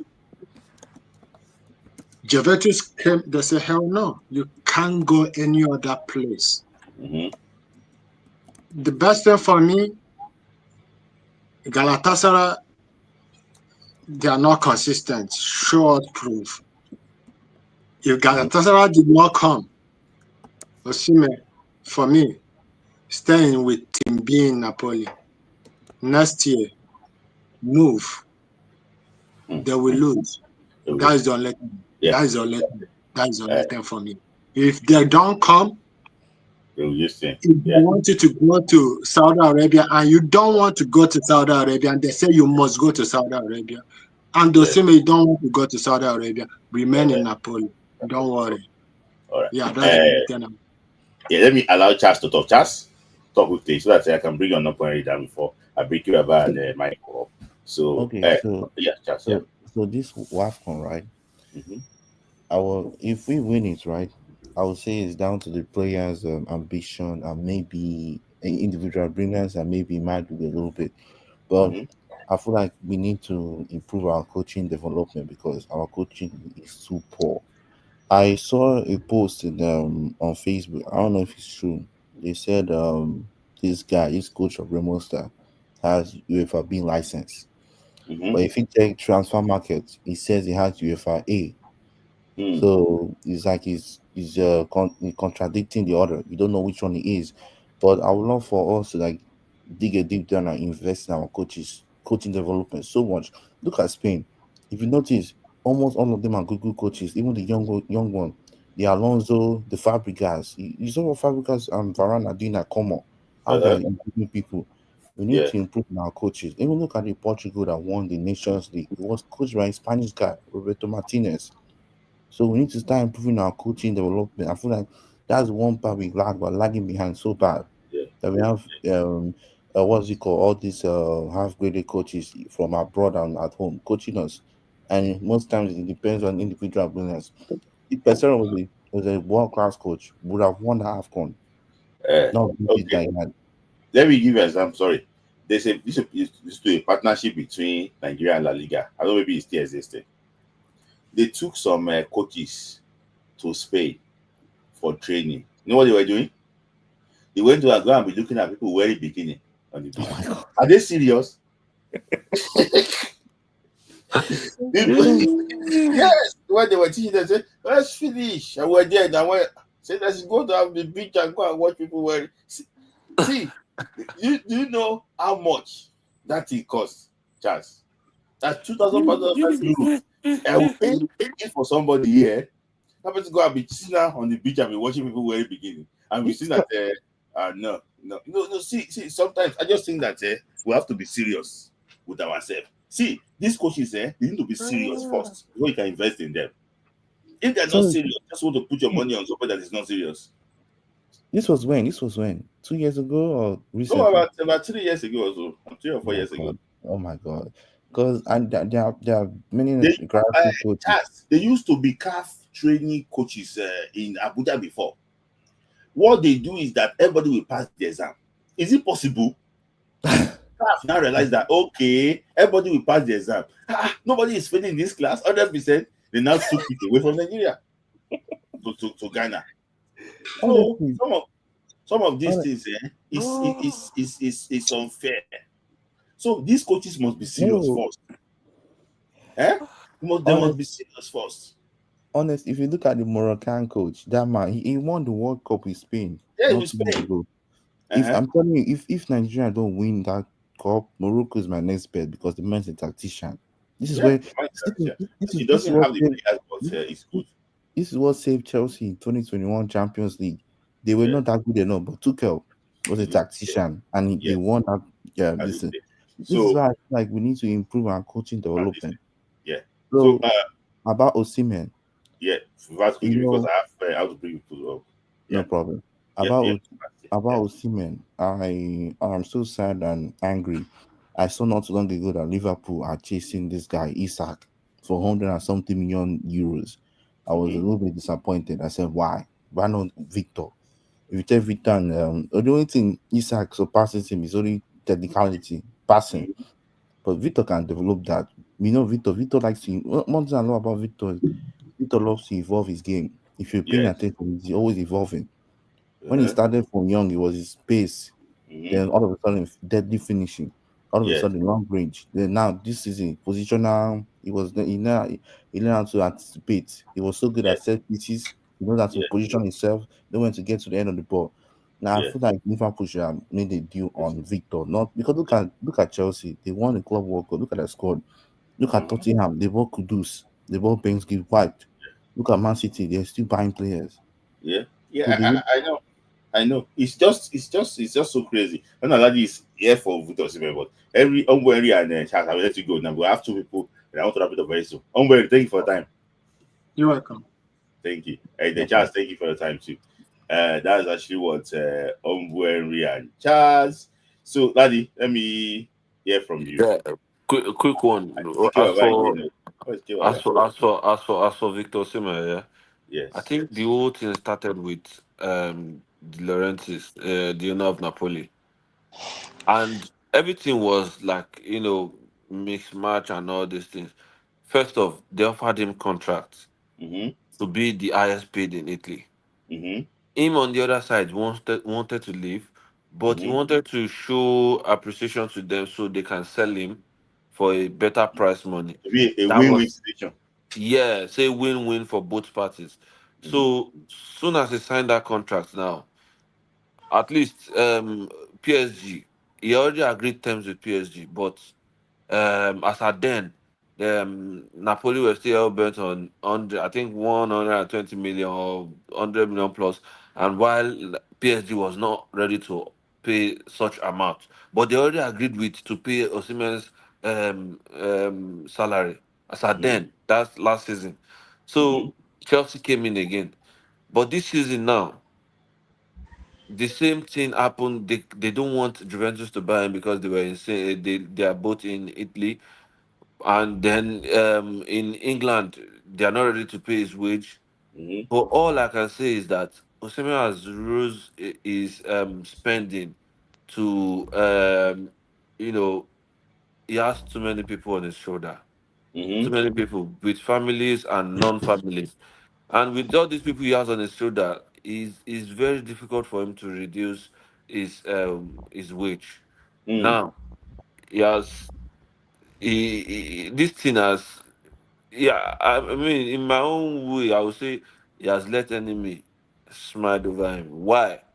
Because they don't. There are some people that don't want him to be great. Yes, Yes, you want now. to have money. You can have money. You can actually have money. But there are some people that don't want you to be great in Nigerian football. Be it former player, be it former Current coach, player. be it current player, be it current coach, they don't want you to be great. They know you are going to that trajectory. So soon as you go to Saudi, boom, they're happy. They'll say, what do you want him to do? You should follow money now. That's a lie. They have different motive. So Mm. that's how you see some people advising it, saying, leave him, let him pursue money. Like they pursue money. And then, as a local man that is not educated, after 15 years, when you're done playing ball, you go and give money to someone to do business for you. when you don't know how to do business, you've not been, Yeah. you are an illiterate, you don't know how to handle money, you are going to end up squandering that money. Money. So, Ladi, I want to ask you a question. If Mikel had played his career in backwater league, do you think that the opportunity is having with all this the zone, all this Channel no, 5, no, the I'm very sure you are even whining me because you know the uh, answer. uh-huh. It will not happen. And Mikel gave him chance to move closer to him so that he Hmm. can, is in this football there's big politics. You have to Yeah. move with the big boys. You have to move with the people that you want to, where you want to see yourself. You have to move with them. You can't be moving with Boniface. Mikel went to go and greet him talking now. Yes, now you can't be moving with Boniface and expect to be playing with Kevin De Bruyne. You can't be. You are you. They are everything has class to it. If Everything you see has class. Boniface today play, you will pity Boniface. Against under 20 players, they lost 5-1. In Bayern Leverkusen. Can you imagine? Can you imagine? I'm just saying it. So, It's so all these things, everything has end game.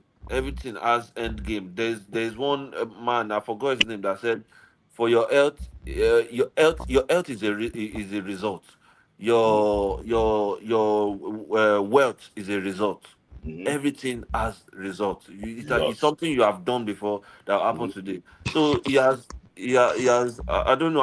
I'm very sad about how it is turning out for Osimhen because I felt like he's the first Nigerian player that is going to put our name up there, and it's sad it's not going to Yeah, happen. If it's yeah. ever going to happen, it's going to be an in it boy. So Hmm. yeah. Daddy.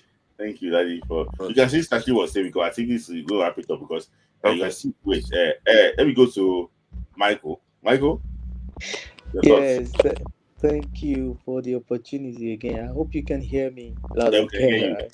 And last time around, we Okay. couldn't hear you properly. So I love Osimhen. I think I will be in the class of Ladi. But when I hear some things, I also laugh. You see. So number one, we need to put things in perspective, as Ladi said. Osimhen is a loyal guy to the core. Osimhen is so loyal that all these people that where we live now, you know where we live now, what's Smith, Yeah, where we live here. yeah. If any of them make mistake to buy Osimhen, I can tell you that they will sell the highest jersey. JB Elegbete was saying that they were not able to sell jersey. How many jersey has Galatasaray sold now because Osimhen is signing? Mm, If Osimhen comes to this England, they will even like him more than any foreign players. They are not going to yeah. like him more than their own players, Mm-hmm. but they will like him more than their own. Osimhen is a guy that will be dying like this and will still be playing for the cause of his team. Osimhen will be playing for Nigeria. He's tired. Everybody sees, but immediately they mention Osimhen, he starts running again. Mm, That is what we call efficiency. That is what they saw in Galatasaray, and they will never let him go. mm, So, for Osimhen, I want you guys to know that class is permanent. mm-hmm. Even if he plays in Galatasaray, the day he plays again in another big team, that Osimhen will still be Osimhen. Mm, I don't think Galatasaray is going to destroy him. I think even when he went to Galatasaray, he developed some skills that he was not having in Napoli. yeah, Look yeah. at the goal he scored, the second goal for Nigeria against Rwanda. Mm-hmm. Osimhen usually will go and blast that ball. That's the Mm, usual Osimhen I understood from under 17. He will mm, go there and blast that ball. But look at Osimhen doing cheeky goals, scoring and checking the ball. So the guy is evolving. mm-hmm. Who should we shame? If somebody like Patrick Vieira is begging for Osimhen, Mm-hmm. if somebody Ferdinand Rio is Mm-hmm. begging for Osimhen, if it was about his attitude, do you think Ferdinand Rio will be begging for him? People keep lying. They keep saying attitude, attitude, attitude. How many coaches have fought with Osimhen? Let us say the truth. How many coaches has ever said, me and Osimhen, we are fighting? Mm-hmm. None. The only incident was Finidi. And people are trying to spin things around that the guy is difficult to. How is it difficult to work with? He played with Napoli. He was about to go. He said, Napoli, I'm going. They said, please don't go. You are too good. You are going to earn us money. You know what we will do? We'll give you more money so that you win money for us. If he is a bad guy, he will never accept that contract. But he accepted it. Loyalty. Now, if he's playing for Galatasaray, they have brought money to him. And we thought that he will go to Saudi, but loyalty is playing out again. The same Saudi league that people are still bashing now, I laugh, I just laugh. Now, the same Saudi league, they follow Madrid, they play better football. Now, the same Saudi league now, but Michael, let me just cut you slightly there. But all these things, Michael, we know that it's not sustainable. Yes, but where I'm going Because at the look end of at the day, where is Shangun Shantai now? yeah, Where I is know, Chatun? All those things. I know, but at the end of the day, you see, Michael, do you know in Turkish league, some teams in their biggest level league, like the main league, they still owe player money. Yes, I know, In but in we 20 are looking at Osimhen, and I know we want him to go to a big club. a But if big Liverpool, league. a big league. But if Liverpool are failing themselves, they say the guy is too expensive. It's very expensive. Let me now shock you. If you buy Isiak for £100 million, which will be about 120 million, you can buy Osimhen 75, and you already have 55 million that you can use to pay him for almost 4 years. So that same money that you want to use to buy Isaac, which is £100 million, for example, will buy Osimhen and will pay his salary for 3 years. Now, the Isaac you are buying, you are still going to be paying him salary. So at the end of the day, buying Osimhen for 75 million and paying him 15 million that he's looking for is still cheaper than buying Isaac. You bought Florence Wirtz, who has just one really exceptional season in Bayern Leverkusen. You bought him for 116 million, which is about 130 million euro. Michael, But let me just Osimhen pick is too one. Let me just and you pick want one. to pay him, wait, I want to add it. And you want to pay him 18 million, was it 18 million or 15 million pounds per year? So you Okay, finish. so you can pay Florence Wirtz, who is not a striker. We know strikers are the most expensive. You can buy him for 160 million pounds, and you can still pay him for up to 50 million pounds. But Osimhen is now expensive for you. When the buying of Florence alone will buy Osimhen and Mr. will pay him Michael, 2 years Mr. salary. Michael, Sorry, these I want numbers to. you are mentioning, that's how it looks like to we, the readers of what they put in media. These numbers, it's not like that It's internally. not, It's see, I not. want to tell you something. You know that Harry Maguire, they have not finished paying Leicester. Sorry. I think I don't know. I think you have asked support Man United. Sorry. They are still doing part payment. You know what? Till now. See now. So I'm not no see, look at me. I'm not saying that those fees are not expensive. But what I'm saying is if you can walk around 115 million, 100 million for Isiak, you want to buy AK2 Go for 85 million. If You see, for what you have said, then I read Don't one think comment about it. online. And the person said that De Laurentiis is a mafia, and he has very big connection in Europe. I don't believe so true, but he said it's possible there's no big club will come for Osimhen.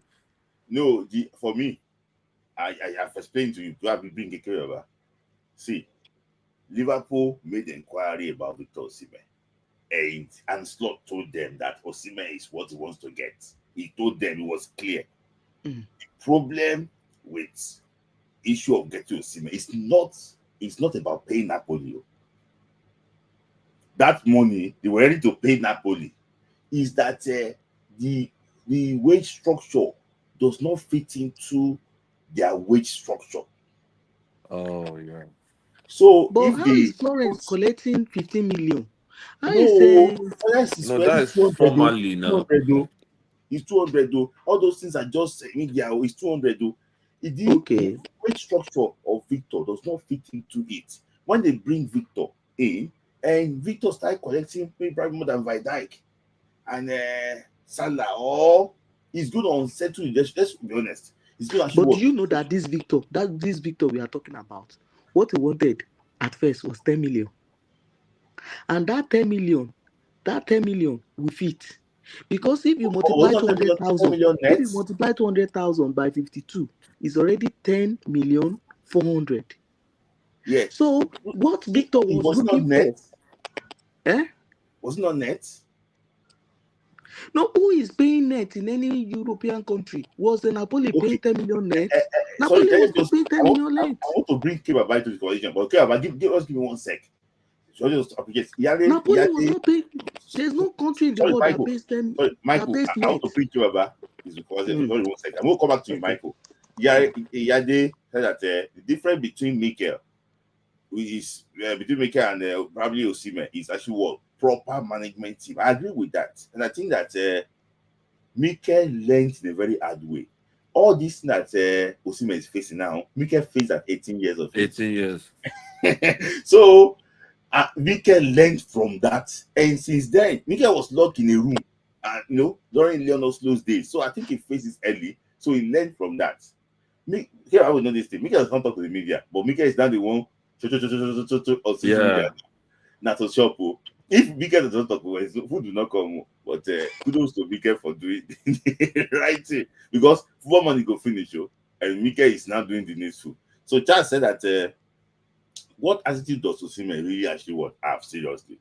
All I see is a man who plays passionately, which can actually be good and bad. Look at Kvaratskhelia, already a CL winner. See, for me, I don't. I like Victor. I don't know why people have a problem with this. People, when people doesn't want you to talk, so entitlements. So Keraba, please, I want to talk. I have been waiting for so long, and people have been waiting for you. They call you. What's the meaning of Iron Monday? I don't know. Because people are saying that you are the oracle of analysis. Sorry, we can't hear you. We can't hear you, Keraba. Keraba, we cannot hear you. Unmute yourself, Baba. Unmute yourself.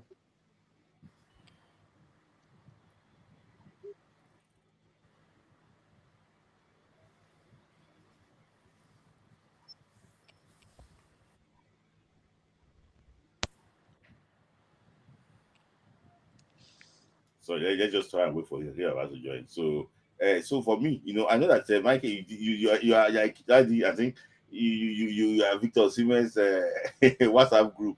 You really like Victor Osimhen. All the calculation, you don't do them.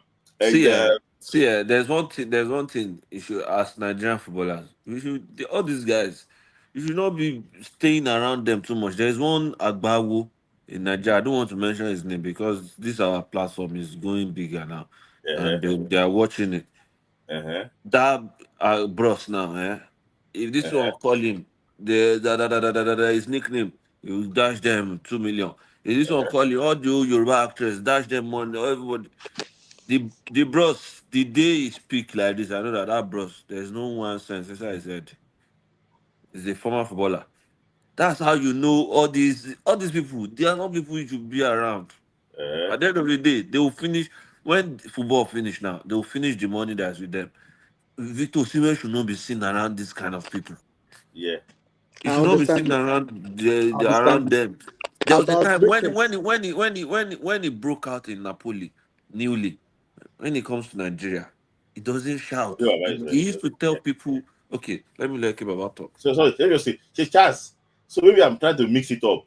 It's either man you have not finished paying Leicester for Maguire or Michael Carrick. One of them. See, Michael Carrick that is signed as he started a coach.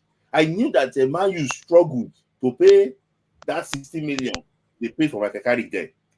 they struggle to finish the payment. So either of these two, I could carry that replace Baker. Yes, man. Thank you. My guy, you replace me. So, okay, Baba, we can't hear you again.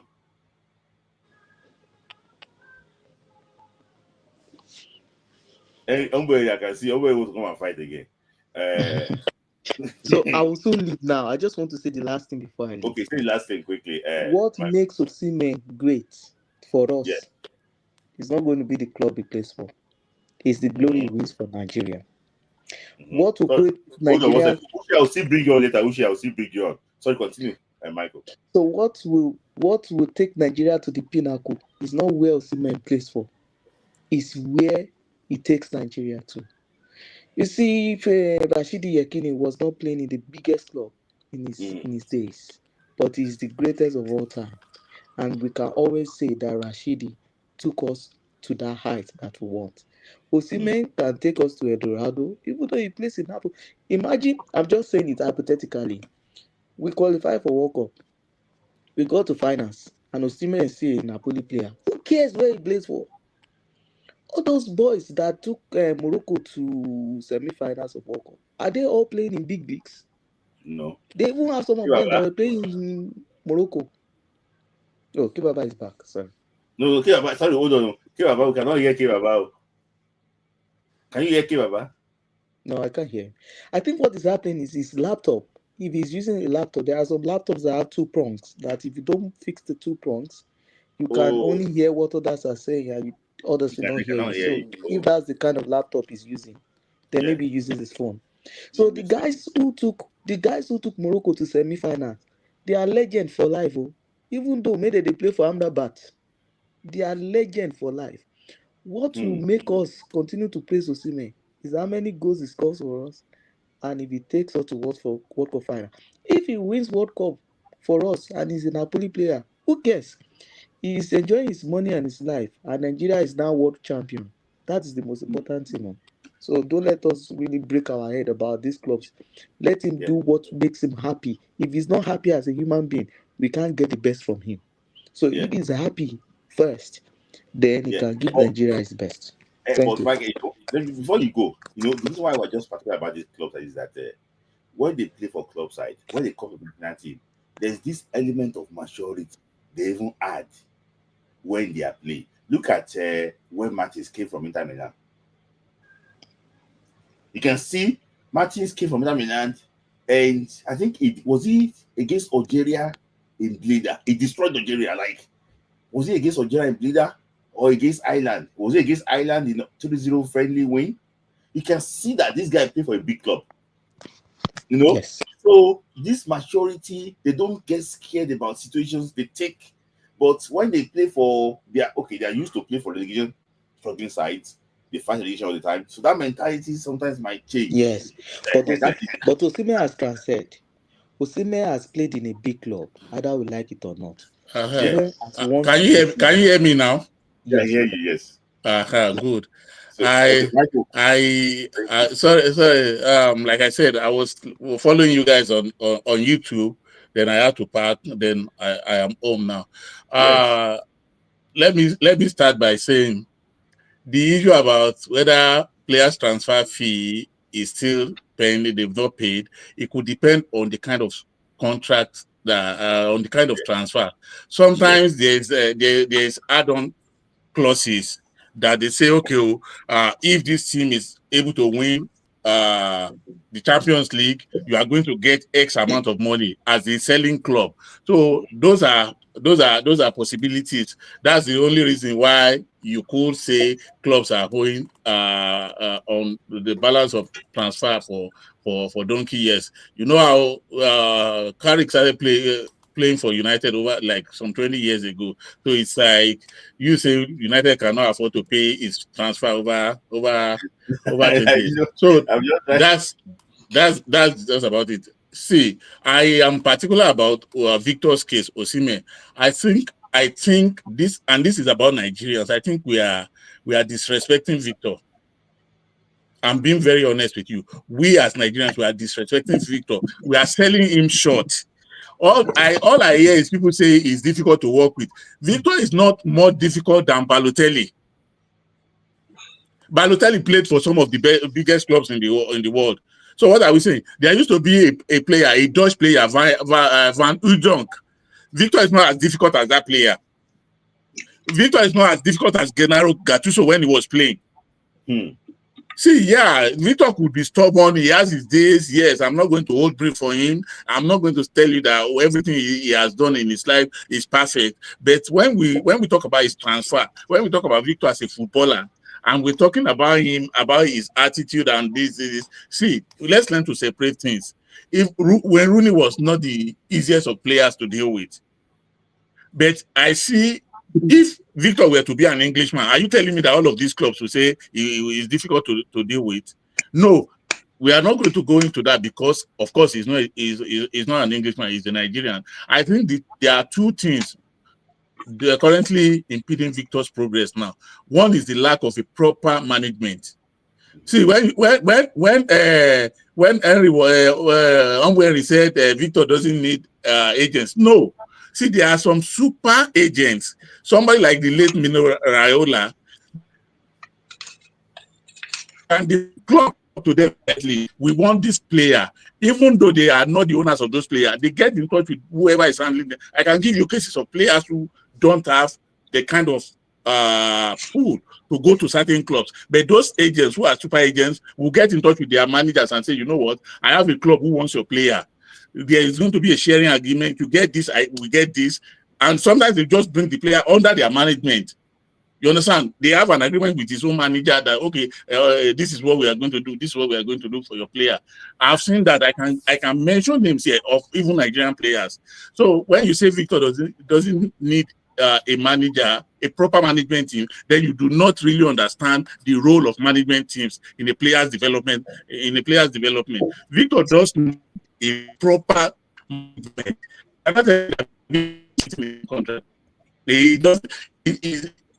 That's true. Then that's why he's in this kind of situation. You cannot do that. Nobody is going to take you serious. Victor needs the okay. Like I like the example of John Mikel that you mentioned. You think if Mr. Shitu was not the kind of agent he was at that time, you think have been ruined? What United? Yeah, I support United, but what United wanted to do could have ruined his career up to today. But because he had a willing club, that's Chelsea, who were ready to back him up, they went to court.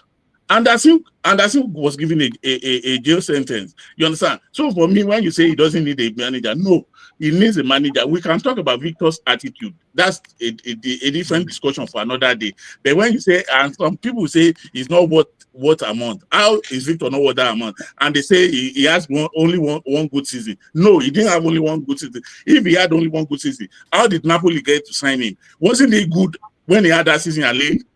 Was it not good when he came, even before Lille bought him from, he came from Charleroi? Was it not good when he went to Wolfsburg? Was it not good? If he wasn't good at all these clubs, Yekini actually said one thing. He said, if a white man gives you $10, know that you have worked, you deserved, and have worked for 50. If Victor was no good, all these clubs are not charity cases. They would not have signed him. He wouldn't have gone from all these clubs. You remember when Victor started? He started with Charleroi. He went from Charleroi, Wolfsburg, from Wolfsburg to Lille. All of these clubs, you think he wasn't good, and he has worked with all these coaches.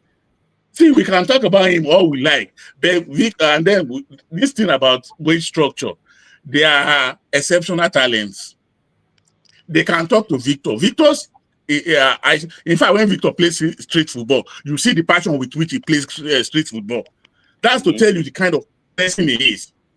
He wants to play football. And in fact, his refusal to go to Saudi has shut some people up, because if he had gone to Saudi, they would say it's because he's greedy. He wanted money. He could have gotten more money in Saudi. Yes. Why didn't he go to Saudi? If he could have gotten much more than whatever Gala or anybody would pay. So see, there are a whole lot of things, not one thing, that is wrong with Victor's situation at the moment. I hope he gets to not go the way of Yekini. One thing we fail to realize is, despite everything that Yekini achieved in his life, Yekini never played for a top club. And imagine if he now had the opportunity to go to a top club. He never played for a top club. When he played for Setúbal were not the biggest teams. He played for, what do you call it, Olympiacos. Olympiacos were not the biggest team when he played for them. Even when he went to Sporting Lyon, they were. So that is the pit I am praying that Victor doesn't get into. You understand? Not for a lack of talent. Victor has everything to be. He's a modern day top man. So when we talk about it, let's not disrespect this boy. Let's not disrespect. When there are some talks that when I hear it, I feel disgusted that no. Victor might have his shortcomings like every other person. I have mine, you have yours. But when we talk about him, it's difficult to work with. No, it's not. Divan Udon that I talked, he played for Middlesbrough. And I think Nottingham. I think it was Forest that he played for. There was a time that this guy had a problem with the entire team. He would score goals, nobody would celebrate with him. Go check it up. It was how much as that happened to Victor. So when we talk about him being difficult, I look at Vinnie Jones when he played for Wimbledon in the 80s. He will fight opponents and still fight his own teammates. This player still played. So when we talk about Victor is difficult, I ask myself, where is the difficulty? Yeah, I see a player who is passionate. Yes, I see a player who wants to talk whenever he feels slighted. Yes, but that is not enough to say because of that he's not worthy of this amount. Somebody said Victor is looking for 75 million. The guys who have been, look at the crazy figures they are throwing around now. Are you telling me that all of these people, all of them, they are all better than Victor? Transfers are crazy. Yes, I understand. But let's not disrespect boy. Let's give him his proper due. We are doing this because, and this is coming from a lot. I'm not talking about the people on this live. Don't get me wrong. I'm talking about what I've heard from a lot of Nigerians, even those who are in football, who I expect to know better. And when they say all of these things, a lot of people will mention what he had with Finidi. And I'm like, yes, when that incident happened, I didn't support him then. I still don't support him now because Finidi is a gentleman. I know Finidi was his coach. Yes, he shouldn't have done that. But that's enough to say because of that, he doesn't deserve to have a good contract. So I don't want to take much time. I will allow other people to talk. But see, when you talk about transfers, you don't talk about transfers in this way. Transfer is not bread and butter. A lot of things come into it. So let me just take the super chat from Henry. Henry from Uche. Uche said that most media outlets were actually talking about lies about yellow cards. Osimhen has a management issue, and I think that is similar to actually what Henry, because Uche is here, so that's why I put his comment here. The Osimhen has a management issue. Yeah, I agree. I think the people around him. I think management issue might be part of it. Maybe probably there's some things that have handled better than the other. Kebabaso explained that. But I think, Osimhen deserved everything he wanted. So, Charles said that this is why we need to actually improve every aspect of football so that the world will not be second guess the selling price. Okay, for me, I just say that about that. Okay, let me ask a question. I want to say this, please. Yeah, I want to say this. Yeah, I don't think Osimhen has management issue. It's not a management issue. Now, let me say this. The problem of Osimhen is his loyalty. And the problem he had before, he had an agent, which we know is Roberto Calenda. That the problem is the contract he signed. That contract he signed was where the whole thing is. Even if another agent comes, it's going to be so difficult. It's going to be so difficult because of the person who is in charge of Napoli. The owner of Napoli is the main issue. Now, when you sign a contract, that is where he got that mistake. He sacked the agents. Now, will I blame him? I will not blame him. Has he been managing very well? He has been managing very well. Is he very obedient? Yes.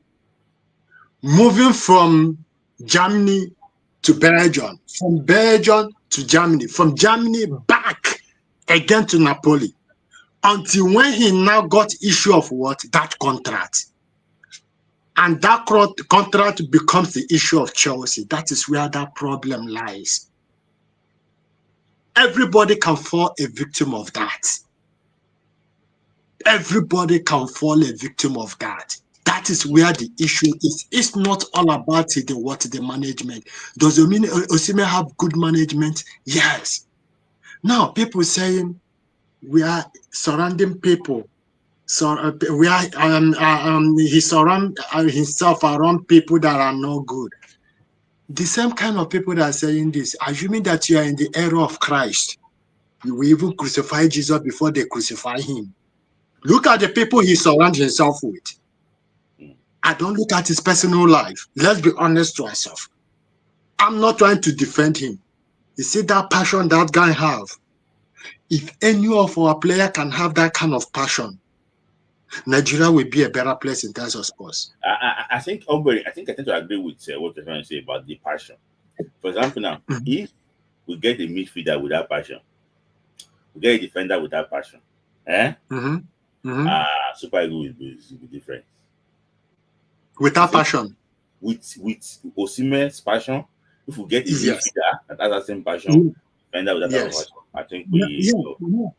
Now people saying he's collecting too much. I won't say be fast because I want Henry to. I'm sorry, I want Uche to talk about because you mentioned so many things, you have opened so many things. Or Uche, Uche's comment is what everybody responded to. That's the reason why Ladi joined. That's the reason why I think Kebabashi responded to it too.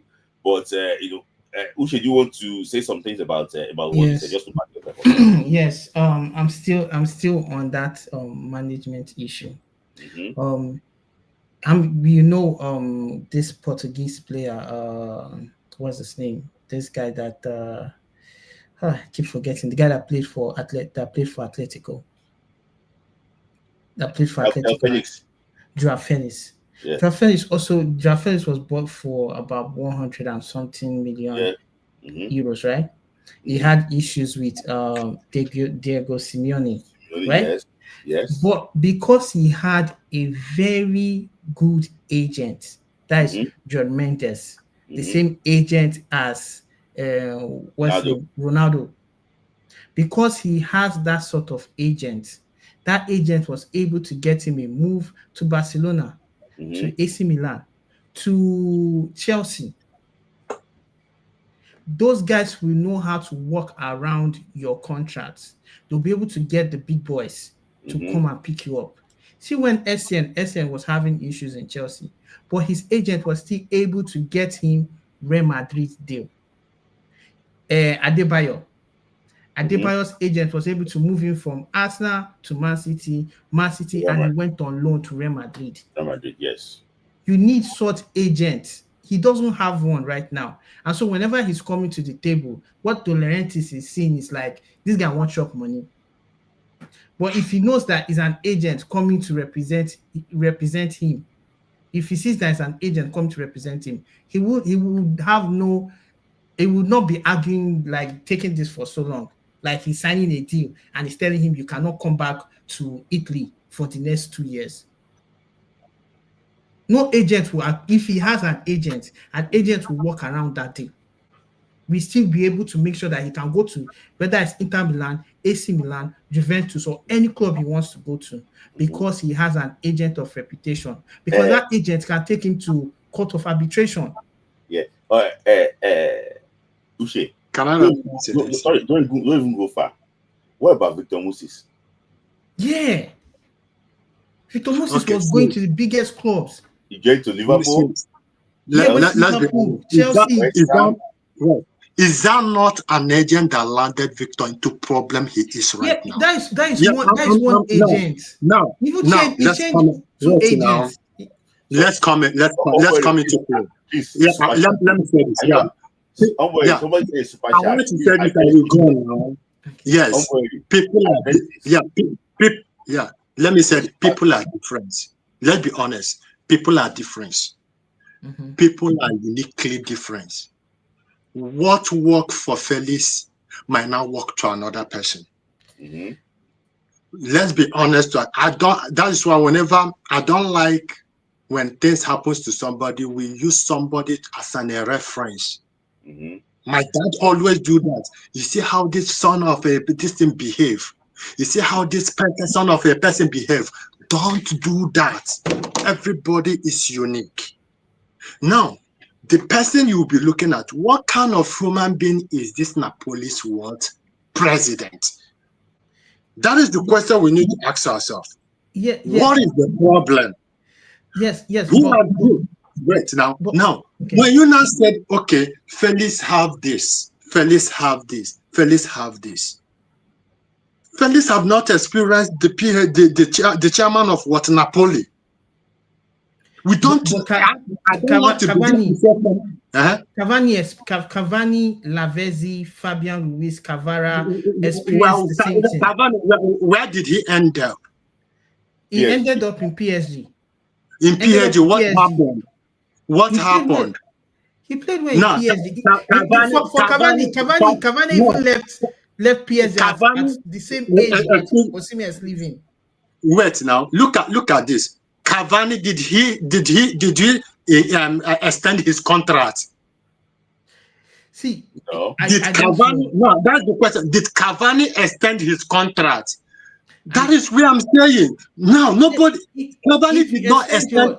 If you extend your contract, you can still go out on loan. You don't know what is inside that contract. That is where the mistake is. If you have an agent, see, the Osimhen case, I don't want to begin to reverse so many things. What he signed is the problem. That is why he sacked that agent. There's no way that Victor will sign any documents.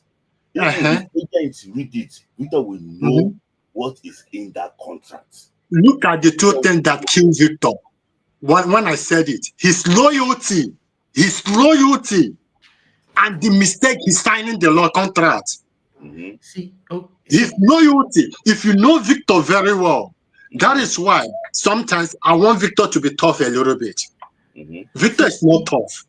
See, let me give you a typical example. Sorry. Let me just address the so that because they said that you ask Ombo a question, but the management surpasses transfer. Ombo is referring to you.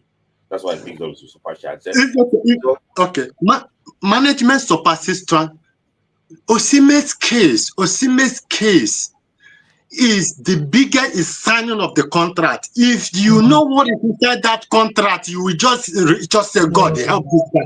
No. You don't know. See, you can't. Let me give you. The question you will ask yourself: why didn't you let them terminate the contract? Can you terminate the contract? No, hold on. You can't wait. Hold on. Let me give you a typical another example. When they have paid money,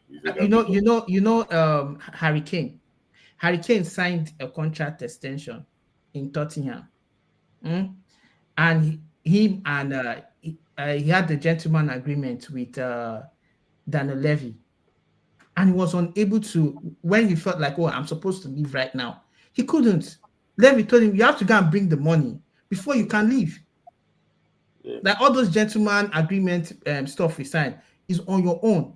You have to get me the money, then you can leave.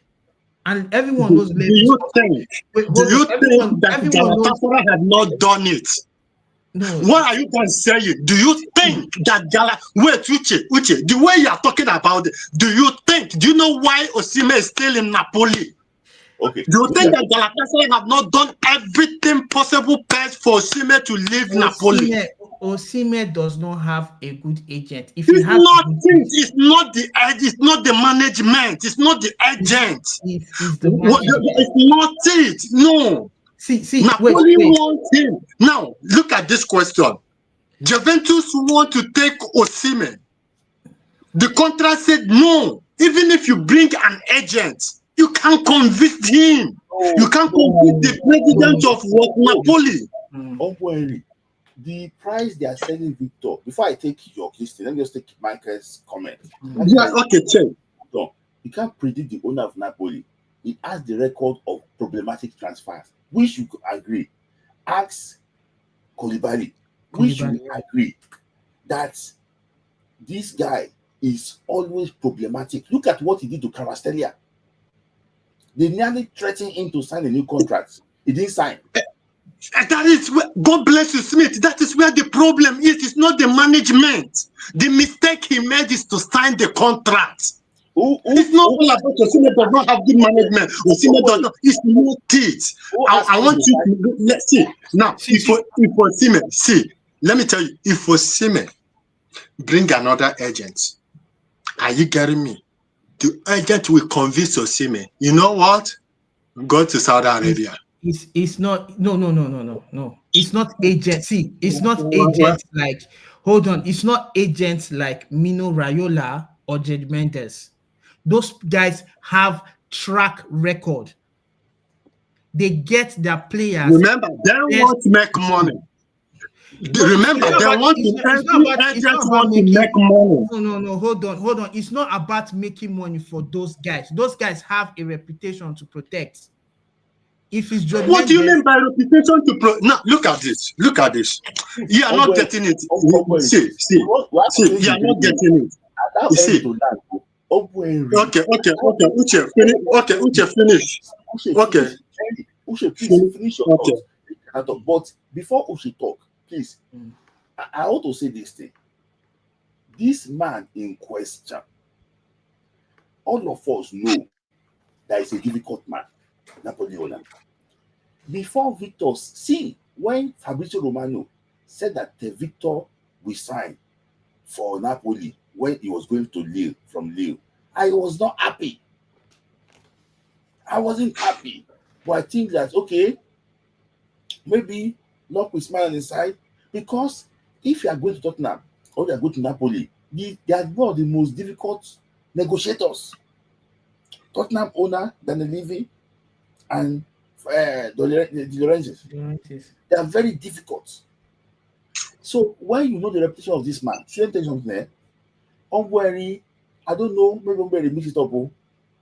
Part of the team around him is also his agent. It's also part of his management.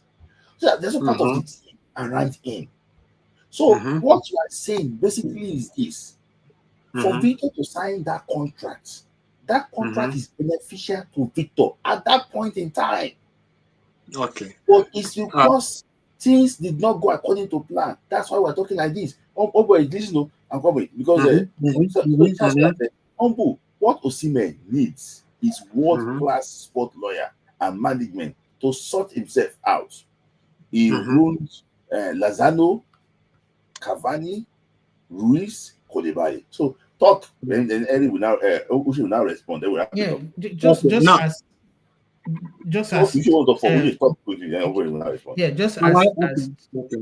as Charles said, once you have a good agent, the agent is working for your own benefit and is also working for his reputation. The reason why a lot of footballers would prefer to go with Jorge Mendes, even what's his name, Ansu Fati is under Jorge Mendes. Even with his injury, he was able to get a deal to Brighton. He's getting a deal to Monaco. Those guys will always find you the best resolution for your issue because they know the business, they understand the business, and once they sit down with the owner of the club, they know how to put the working negotiation and get you out of the deal. It's the same thing with what happened with Lukaku. Lukaku came into Chelsea and was still able to get deals in Italy. He went back to Italy, went to the big clubs. It's your agent. Your agent will get you your deal. For Osimhen had an agent before he had calendar. It was the previous agent that signed that deal for him. He sacked that agent, then got in calendar. It's the same calendar that put him in, the same calendar that got him the loan move to Galatasaray. But if it was Jorge Mendes that was there, I'm sure that Jorge Mendes would have gotten him a deal to either a Premier League team, a German team, a French team, or a Spanish team. If it was Jorge Mendes or if it was Rock Nation, you have to, most times, if you are choosing your agent, you have to make sure you get the best. There's something, what's his name said, Fabregas was like, players should spend money on the most important things that would improve their mental health, their physical health, and even sort out things like agents, because these are the things that will make you, because we want to make sure that at the end of the day, you want Osimhen, when he's ending his career, he's ending in a high. You want Osimhen, when he's ending, he can also get gigs such as Mikel, or end up as a coach, or end up in a country where he can get his papers. Yes. Okay. Okay. Okay. Respond. But, yeah. Now let me respond to this. We all remember what happened between Osimhen and the Chelsea. That minute he got to Galatasaray. That minute. Who is there? So let me continue. Responding to that minute. Yeah, that minute he got to Galatasaray, right, with a new agent. Now, season ends. Osimhen, Liverpool came to him. PSG came to him. Saudi Arabia came to him. Galatasaray showed him, look at what they are working on. He said, I want to be in Galatasaray. Now, Saudi Arabia now came, bring money. He said, I don't want to go to Saudi Arabia. I want to be in Galatasaray. Allow this man to leave. The president refused. It's not the problem of management. The negotiation is still going on. It's not the problem of management. He has a management. Negotiation is still going on. Okay. The man said, wait now. The man said, I want to be in Galatasaray. I don't want to go anywhere. I see what they want to work. It's we that want him to be in Premier League. We won't let him go there. But he wants to be in Galatasaray. Allow him to move. They have brought everything. Okay, go ahead. What do you want to say? Go. Let me so I want this. Shout out to you now. He's watching. He sent me a message now. Say, few years ago, this man said that he will not release player for AFCON. If you remember, he said that he will not release player, will not sign any African player again. This man is very controversial. This man, you cannot predict him. What I'm saying, is this. Yeah. I want to ask you a question. Before I ask you a question, I'm just saying this chat. Osimhen knew about the contract he signed. I told you, when Osimhen signed that thing, he knew about that contract. But let me ask you a question. What is management? Because it seems like you're mixing it up. When you say it's not the issue of management, what is the word managing? What is in your hands? Now, when you talk about management, right? The management, when he signed a contract, when you look at the dictionary to check it, what is management and apply it to this context? Because you seem to be management is when you talk about management, there will be a two parties coming to an agreement in terms of management, right? Napoli has their own management, right? Wait now. Napoli has their own management, is to manage a player, to guide the player for a proper way of moving forward, to guide the player, to manage a player, right? Now, Napoli has their own management. Osimhen has his own management. Even if Osimhen change another management, this issue will still linger. Even if Osimhen change another management, right, this issue will still linger. Look at the problem is this. The problem is this. Osimhen does not want to go to Saudi Arabia. He have told them, no, I don't want to be in Saudi Arabia. Look at where I want to be. They now came. We all know what happened. Galatasaray now came. Look at, we are ready to pay this money. Look at this. Napoli now said, no, we are not yet convinced about this bank, about this. It's not Osimhen's problem. It's Napoli's problem. Does he have a good lawyer? I believe so. You get my point? Does he have a good lawyer? I believe so. The young man had made his intention, I want to be in Galatasaray. I don't want to go anywhere. I want him to leave. Now, it will now be an agreement between Napoli and Galatasaray. Yeah. So any other person saying Osimhen want to be in Premier League, the young man has made his intention. Then let's respect his intention. Yeah, yeah. He doesn't want to go anywhere. He wants to be in Galatasaray. Yes, let's respect him. That's the only thing. I agree with you. So when people say that, why should he decrease his wages? Something has earned since 2017. He's been delivering, and just see. Let me tell you something about the wage. I will not decrease my wage too, because if I'm earning something and I'm already getting it, nobody plans to go there now. Let me tell you something. The money you earn, responsibility comes with it, and you try and plan yourself very well. In my opinion, I just think that you see the whole thing. It me. What I want to hear now Yes. is there we go. But you know, let's see. Okay, before we go, because I'm already out of time. I'm going to ask Charles in 30 seconds. The saga is about to finish. As a young player watching you now, Charles, what lesson do you think that player should learn from this Osimhen matter? I mean, ask Charles. I mean, ask Uche. What do you think a young player watching you now? What type of lesson does that person should learn? What you should learn, like signing with a very top-notch agency.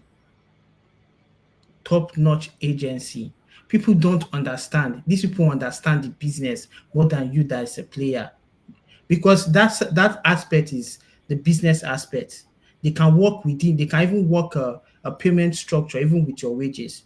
They can put in a structure where even that money you're looking for, they will get it for you in different avenue. They can get you brand deals. That's why a management agency getting the best. We most times people think we are over emphasizing. Someone is saying even if he has signed with the best person, that maybe he cannot. If he has signed with George Mendes, that he wouldn't be able to get him the best deal for him. The reason why these people are in the business is because they know what to do. They know where to press. They know how to massage a deal. They know how to get it to the finish line. If they don't know how to do things, they wouldn't be employed. You wouldn't see Ronaldo using them, or you wouldn't see Messi using them. The best players always get the top-notch agents. Okay. And agent two can also make a player. Agent two can also even help you too. So my brother here. A typical example is even with Pogba's attitude, Raiola was getting him the best deals. Pogba now is with Monaco. Somebody said that Michael, he joined. He asked you a question. He countered you. Said that Lookman is not with the top agency, but he's going to Inter Milan. He said he's not with the top-notch agency. I think he had. I think it's the one with Ter Stegen. Yeah. The same agency with Ter Stegen. Yeah, I think it's that decent. Ter Stegen that's playing in Barcelona. Yeah. Like really, bro. Yeah. What are we saying? I see. It's good. So worry. As someone that is watching you now, a young player that is watching you now, like you are passionate about Victor Osimhen, what do you think a player should learn from Victor Osimhen's saga? A young player coming up. You can be loyal, but don't be too loyal. Don't believe everyone. So there's no loyalty in football. Don't believe everyone. And if the contract is for the benefit of Osimhen, he deserves it. If the contract is for the benefit of Osimhen, he worked hard for it, he deserves it. Will I ask him to reduce his wages? Hell no. Do not reduce your wages. Does clubs come to him? They came. Where is the problem? The problem is Napoli. Allow the young man to leave. You were trying to become. You want him to go where it will be beneficial for you, not for him. Not for him. Then another thing is this. Lookman is bigger than Atlanta. Quote me anywhere.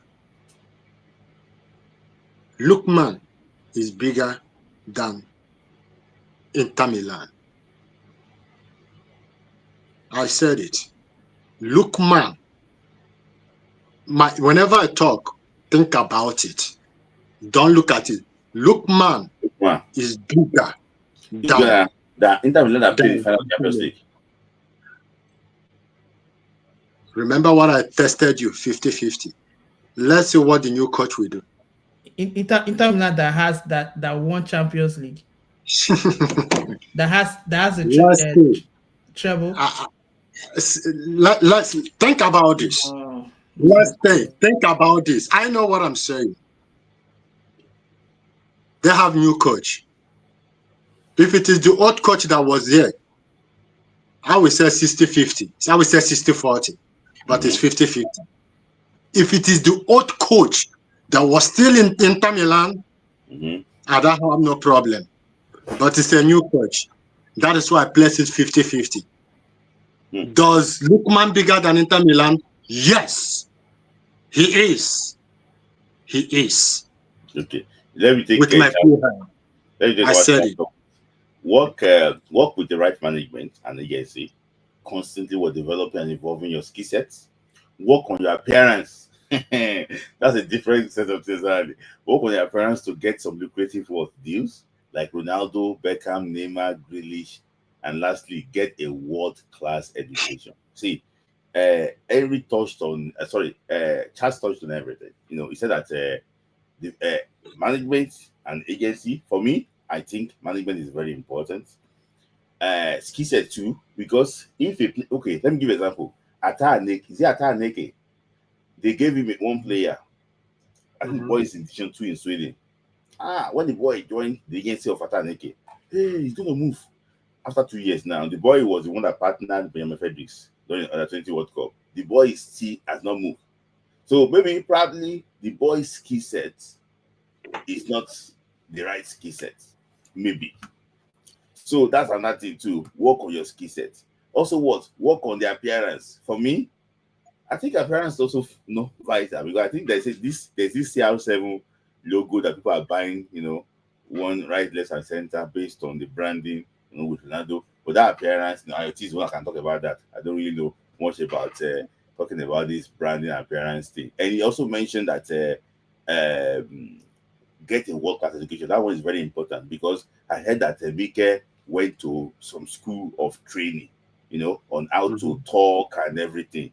He went on how to communicate. Reduction classes. All those classes he went to go and do it. Yes. You can see that when Mike personally interviewed Jimmy Floyd Azubaj. You know that white guy wasn't there. That other guy wasn't there. He's the one that interviewed Azubaj by himself, in the Park podcast. The other guy wasn't available. To tell you that there's level of confidence. He's got this communication. He can talk now, freely because the other guy was the one helping him before, if you remember. So to tell you now, can you see he doesn't have issues with interviewing Jack Grealish, doesn't have issues with he's now bringing not even the Chelsea boys now. He's bringing people like I heard that he went to Real Madrid to go and see maybe he can talk to some players there too that understands English. Ancelotti asked him to get his coach badge.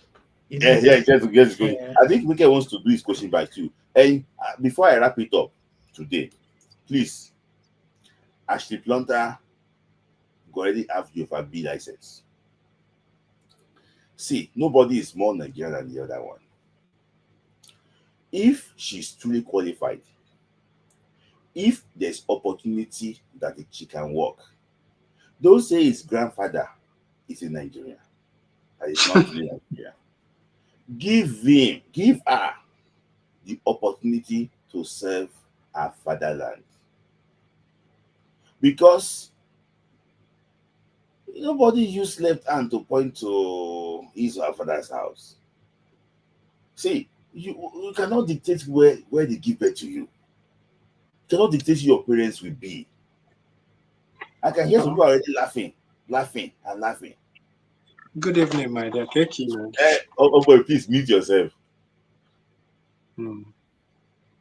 Yes, you can go. I'm ready. Yes. So let me just take a way up. So I just think, give her the opportunity to serve our fatherland. But Uche, I know that you're passionate about this thing, but let's see how it's going to turn out. When the whole thing comes out, we come and discuss it. So I know that you don't sign that you should go to Saturday. You don't want him to go there, but the way things are, it's good. He has to go. He has to go there. He has to play because we need him. We need him in September. We need him in AFCON. And that one is 6 weeks away. I'm hearing that Richard already submitted his list. Yeah, but by now you should know who is going to play. I think he submitted about. I said so. I'm hearing that they are bringing back Frank Onyeka. He has to. And Siri Desas. He has to. So that means Boniface should come out too.